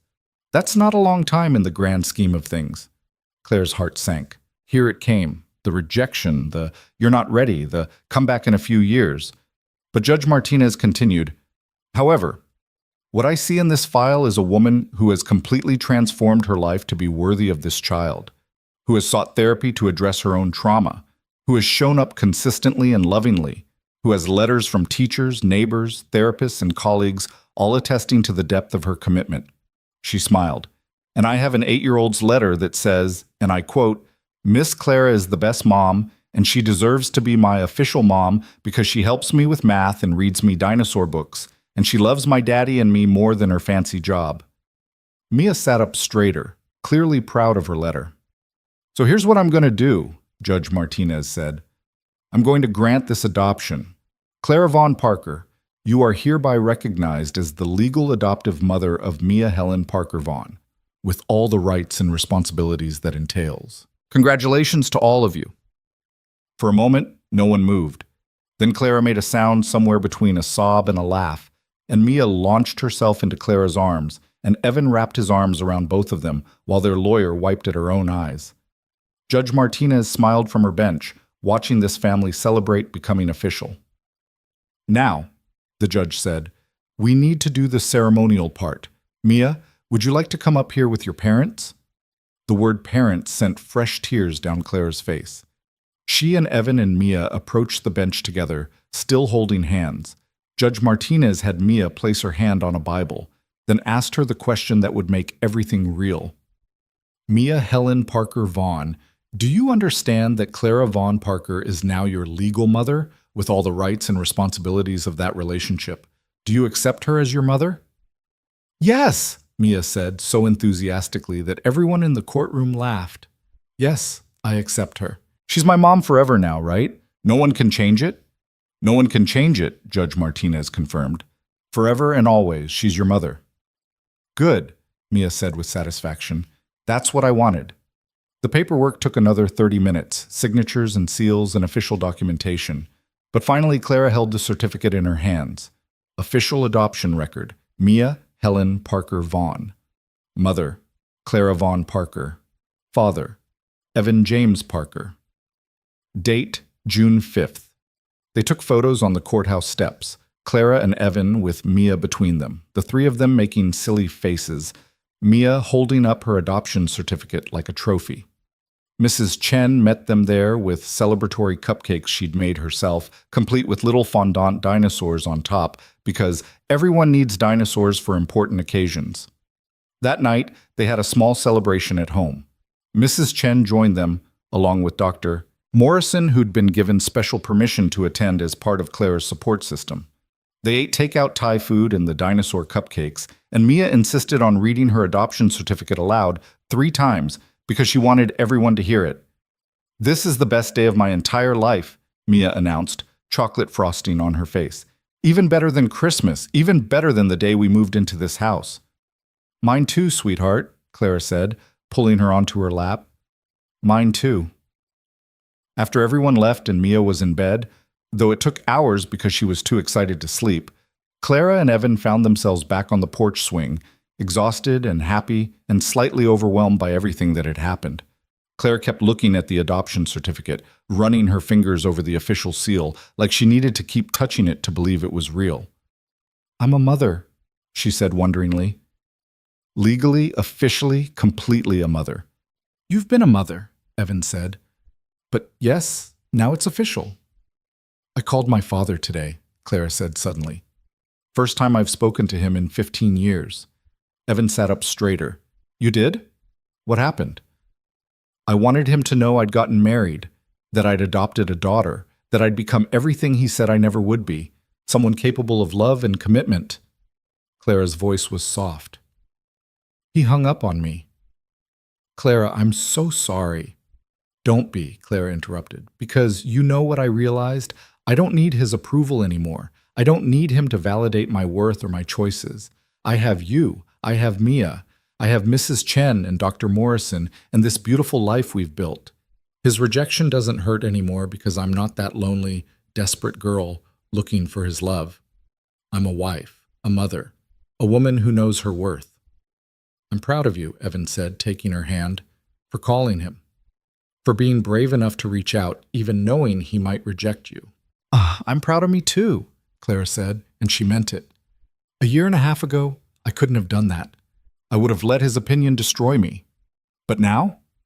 She gestured at their house, at the life visible through the windows, Mia's toys scattered across the living room, family photos on every surface, the warmth and mess and beautiful chaos of a real home. "Now I know what actually matters, and it's not his approval. It's this." They sat in comfortable silence, the kind that came from two people who didn't need to fill every moment with words. Somewhere in the distance, a dog barked. A car drove past. The ordinary sounds of an ordinary neighborhood on an ordinary night, except nothing about this night was ordinary. This was the night their family became legally, officially, unbreakably complete. "I have something for you," Evan said suddenly. He pulled a small box from his pocket, worn velvet that looked like it had been waiting for exactly this moment. "Evan, we already did the ring thing," Clara said, though she was smiling. "This isn't a wedding ring," Evan said. "Open it." Inside was a silver necklace with 3 charms, a letter E, a letter M, and a letter C, intertwined in a way that made them inseparable. "One for each of us," Evan explained. "Connected. Forever." Clara's hands shook as she lifted it from the box. "It's perfect." "Turn the E over," Evan said. She did, engraved on the back in tiny letters. "Thank you for answering." Clara dissolved into tears again, happy tears, the kind she'd learned to let flow freely. Evan fastened the necklace around her neck, and she touched the charms, feeling the weight of them against her skin. E-M-C, Evan, Mia, Clara. A family forged not from biology but from choice, from second chances, from the radical act of showing up when someone needed you. "I love you," she whispered, "both of you. More than I knew it was possible to love." "We love you too," Evan said, kissing her temple. "Our dragon who learned she was really a princess all along." "I'm not a princess," Clara protested. "Princesses are dainty and helpless." "Fine. You're a queen, a warrior queen who fights dragons and climbs mountains and adopts 8-year-olds who need mothers." "That's better," Clara said, smiling. "Warrior Queen Clara. I like it." They went inside eventually, checking on Mia one last time before heading to their own room. She was fast asleep finally, her adoption certificate on her nightstand where she could see it first thing in the morning. Clara stood in the doorway watching her, this child who was now legally, officially hers, and felt something inside her click into place. The last broken piece healing, the last wall coming down. "Thank you," she whispered to Mia's sleeping form. "Thank you for wanting me to be your mother. Thank you for seeing past the dragon to the person underneath. Thank you for teaching me how to love. In bed that night, wrapped in Evan's arms, Clara thought about the journey that had led her here. From that rainy Friday night, drunk in a bar, drowning in grief and loneliness. From the desperate phone call to the one person she'd hurt most. From Evan showing up, actually showing up, when he had every reason not to. From that first awkward coffee Monday morning, to the park with Mia, to the school presentation, to the kiss in the parking lot, to moving in together, to the wedding, to today, to becoming a mother. She thought about her own mother, hoped Helen was watching from wherever she was, hoped she was proud. She thought about all the years she'd wasted being afraid, all the walls she'd built, all the opportunities for connection she'd rejected. She thought about the person she'd been, the Ice Queen, the dragon, the woman everyone feared, and the person she'd become. A wife, a mother. Someone who laughed at dinosaur jokes and attended school presentations and cried at adoption hearings. "I'm happy," she said aloud, testing the words. "I'm actually genuinely happy." "You deserve to be," Evan murmured, half asleep. "I'm starting to believe that," Clara said. "For the first time in my life, I'm starting to believe I deserve good things." She fell asleep that night with her hand on the necklace, feeling the 3 letters pressed against her palm. EMC. Her family. Her home. Her second chance at life. The months that followed settled into a beautiful routine. Clara's work continued to be demanding, but she'd learned to set boundaries, to leave on time for dinner, to say no to weekend calls unless it was truly urgent. Evan thrived in his new role, his career advancing in ways he'd never imagined possible. Mia blossomed in 3rd grade, her confidence growing alongside her vocabulary and her ever-expanding dinosaur knowledge. They celebrated holidays as a family. Halloween with Clara dressing up as a dinosaur at Mia's insistence. Thanksgiving with Mrs. Chen and a table full of food from 3 different cultures. Christmas with a tree so large it barely fit in their living room. They took a family vacation to a natural history museum 3 states away, spending 4 days immersed in fossils and exhibits while Mia narrated everything like a tiny tour guide. They had ordinary Tuesdays that felt extraordinary simply because they were together. One evening in November, almost 2 years after that first phone call, Evan came home to find Clara and Mia baking in the kitchen, both covered in flour and laughing at some joke he'd missed. He stood in the doorway watching them, his wife helping their daughter measure ingredients, both of them so comfortable with each other that they moved in sync, and felt his eyes sting with grateful tears. "Daddy's being emotional again," Mia observed without looking up. "Can you blame him?" Clara asked. "Look at us. We're adorable." "We're pretty adorable," Mia agreed. "Even if the cookies are probably going to be terrible." "Hey," Clara protested, "I'm getting better at baking." "You burned water last week," Mia pointed out. "That was a one-time thing," Clara said defensively, but she was laughing. Evan crossed the kitchen and wrapped his arms around both of them, not caring about the flour that immediately transferred to his shirt. "I love you both so much." "We know, Daddy," Mia said. "You tell us like 50 times a day." "And I'll tell you 50 more times tomorrow," Evan promised. "Good," Mia said, "because we love you too. Right, Mom?" The word "Mom," said so casually, so naturally, still made Clara's breath catch. 6 months since the adoption, and she still wasn't used to it, still felt that flutter of joy every time Mia said it. "Right," she agreed, her voice thick. "We love you so much." That night, after burnt cookies and a dinner of attempted homemade pizza that was slightly better, after Mia's homework and bath time and the nightly bedtime story, Clara stood at Mia's bedroom door watching Evan tuck their daughter in. This was her life now. This was her family. Not the cold, empty existence she'd resigned herself to, but this. Warmth and laughter, and imperfect cookies, and a child who called her Mom.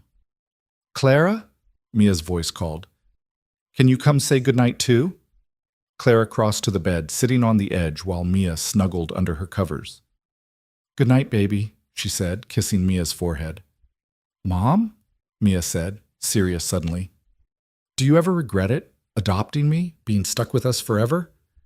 Clara's heart broke and healed simultaneously. "Mia Helen Parker Vaughn, I need you to listen very carefully. There is nothing in this world I could ever regret less than adopting you. You are the best thing that ever happened to me. You and your dad saved my life. You taught me what love means. You gave me a family when I thought I'd be alone forever. I am not stuck with you. I am blessed beyond measure to be your mother." "Okay," Mia said, smiling sleepily. "Just checking. I love you, Mom." "I love you too, sweetheart. More than all the stars." "That's a lot," Mia observed. "You're worth a lot," Clara said simply. Out in the hallway, Evan pulled Clara close. "She's going to be asking that question periodically for the rest of her life, you know. Kids need constant reassurance that they're wanted." "Then I'll keep answering it," Clara said. "Every single time. For the rest of my life, if that's what she needs." "You're an amazing mother," Evan said. "I know you don't always believe it, but you are. She's so lucky to have you." "I'm the lucky one," Clara said. "I got you both. I got a second chance at life. I got to become the person I was always meant to be." They settled on the couch, Clara's head on Evan's shoulder, both of them tired in the best possible way.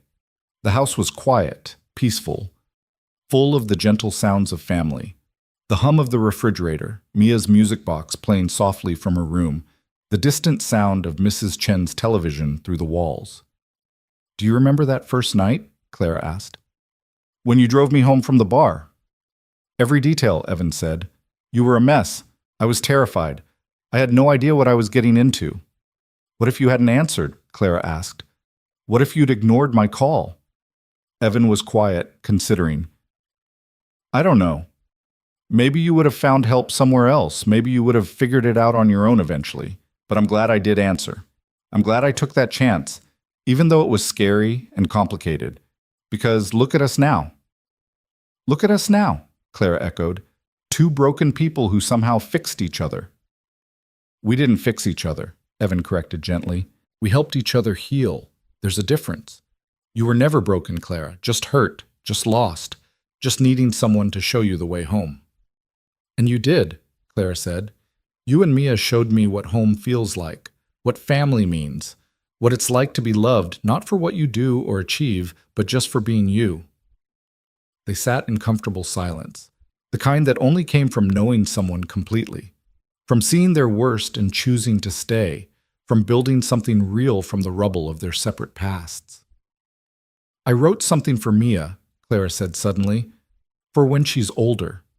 A letter explaining everything, how we met, how I became her mother, why I'm so grateful she exists.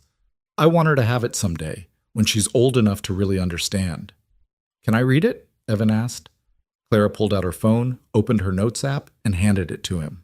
Evan read in silence, his throat getting tighter with each line. "My dearest Mia, by the time you read this, you'll be old enough to understand that life doesn't always follow a straight path. Sometimes the best things come from the darkest moments. Sometimes the family you need finds you in the most unexpected ways. I was lost when I met your father, drowning in grief and loneliness, convinced I didn't deserve love or happiness. And then he showed up, this man I'd been terrible to, and he helped me anyway. He saw past the dragon to the broken person underneath. And then I met you, and you changed everything. You looked at me with those big brown eyes and decided I was worth keeping, even though I didn't know how to be a mother, even though I was scared and uncertain and completely unprepared. You taught me how to love, how to laugh, how to be human again. Being your mother is the greatest privilege of my life. Every time you call me Mom, my heart stops for a moment in sheer gratitude. I want you to know that you were chosen, deliberately, completely, forever. Not because I had to, but because I wanted to more than I'd ever wanted anything. You are my daughter in every way that matters. Thank you for saving me. Thank you for being patient while I learned how to be your mother. Thank you for giving me a family. I love you more than words can express. Love always, Mom." Evan wiped at his eyes. "That's beautiful, Clara." "I mean every word," she said. "She saved me, Evan. You both did. I was drowning and you threw me a lifeline, and now I can't imagine life without you." "We can't imagine life without you either," Evan said, handing back her phone. "You're ours, Clara. Forever." The years continued to unfold, each one bringing new challenges and joys. Mia grew up with two parents who loved her fiercely, who showed up at every school event, who supported her dreams whether they involved dinosaurs or economics or her sudden interest in robotics in fifth grade. Clara continued therapy, continued working on herself, continued being amazed that she got to be part of this family. Evan watched his wife and daughter grow closer, watched Clara bloom into confidence as a mother, watched their love deepen with time. They had hard days, of course. Days when Clara's old patterns threatened to resurface, when Evan's grief over Sarah felt sharp again, when Mia struggled with feeling different from her friends with their normal families. But they faced those days together with honesty and patience and the understanding that healing wasn't linear, that love meant showing up even on the bad days, that family wasn't about perfection, it was about commitment. On the 5-year anniversary of that first phone call, though they called it their family birthday now, they sat together on the porch swing, Mia now 13 and too cool to admit she still loved family time. Clara wore the necklace Evan had given her, the 3 letters worn smooth from constant touching. Evan had streaks of gray in his hair now, distinguished and handsome. Mia was lanky and brilliant and already talking about college. "Can you believe it's been 5 years?" Clara marveled. 5 years since I made that phone call. "Best worst decision of your life," Mia said. "Drunk dialing dad." "Mia!" Evan protested, though he was laughing. "What? I'm old enough to know the story now. You were drunk and sad. Dad showed up because he's constitutionally incapable of not helping people. And then you fell in love and adopted me. It's very rom-com." "It's very real life," Clara corrected. "Messy and complicated and not at all like the movies. But real and perfect in its imperfection." "Gross," Mia said, but she was smiling. "You guys are so sappy." "You love it," Evan said, pulling her close despite her protests. "Maybe a little," Mia admitted. "But if you tell anyone at school I said that, I'll deny it." Clara looked at her family, her husband, her daughter, the life they'd built from broken pieces, and felt that familiar wave of gratitude. This was real. This was hers. Not because she'd earned it or deserved it, but because she'd been brave enough to ask for help and Evan had been brave enough to answer. "Thank you," she said to both of them, "for giving me a second chance, for teaching me what family means, for loving me even when I didn't know how to love myself." "Always," Evan said. "Forever," Mia added. And there on the porch swing, with the evening settling around them and fireflies beginning their dance in the yard, the family that second chances built held each other close. 3 people who'd found each other in the darkness and chosen to walk toward the light together. 3 hearts that had learned that love wasn't about perfection. It was about showing up, about choosing each other, about believing that everyone deserves to be saved. The dragon had learned to be human. The widower had learned to love again. The little girl had gained a mother. And together, they'd created something beautiful from their separate scars. A home, a family, a forever.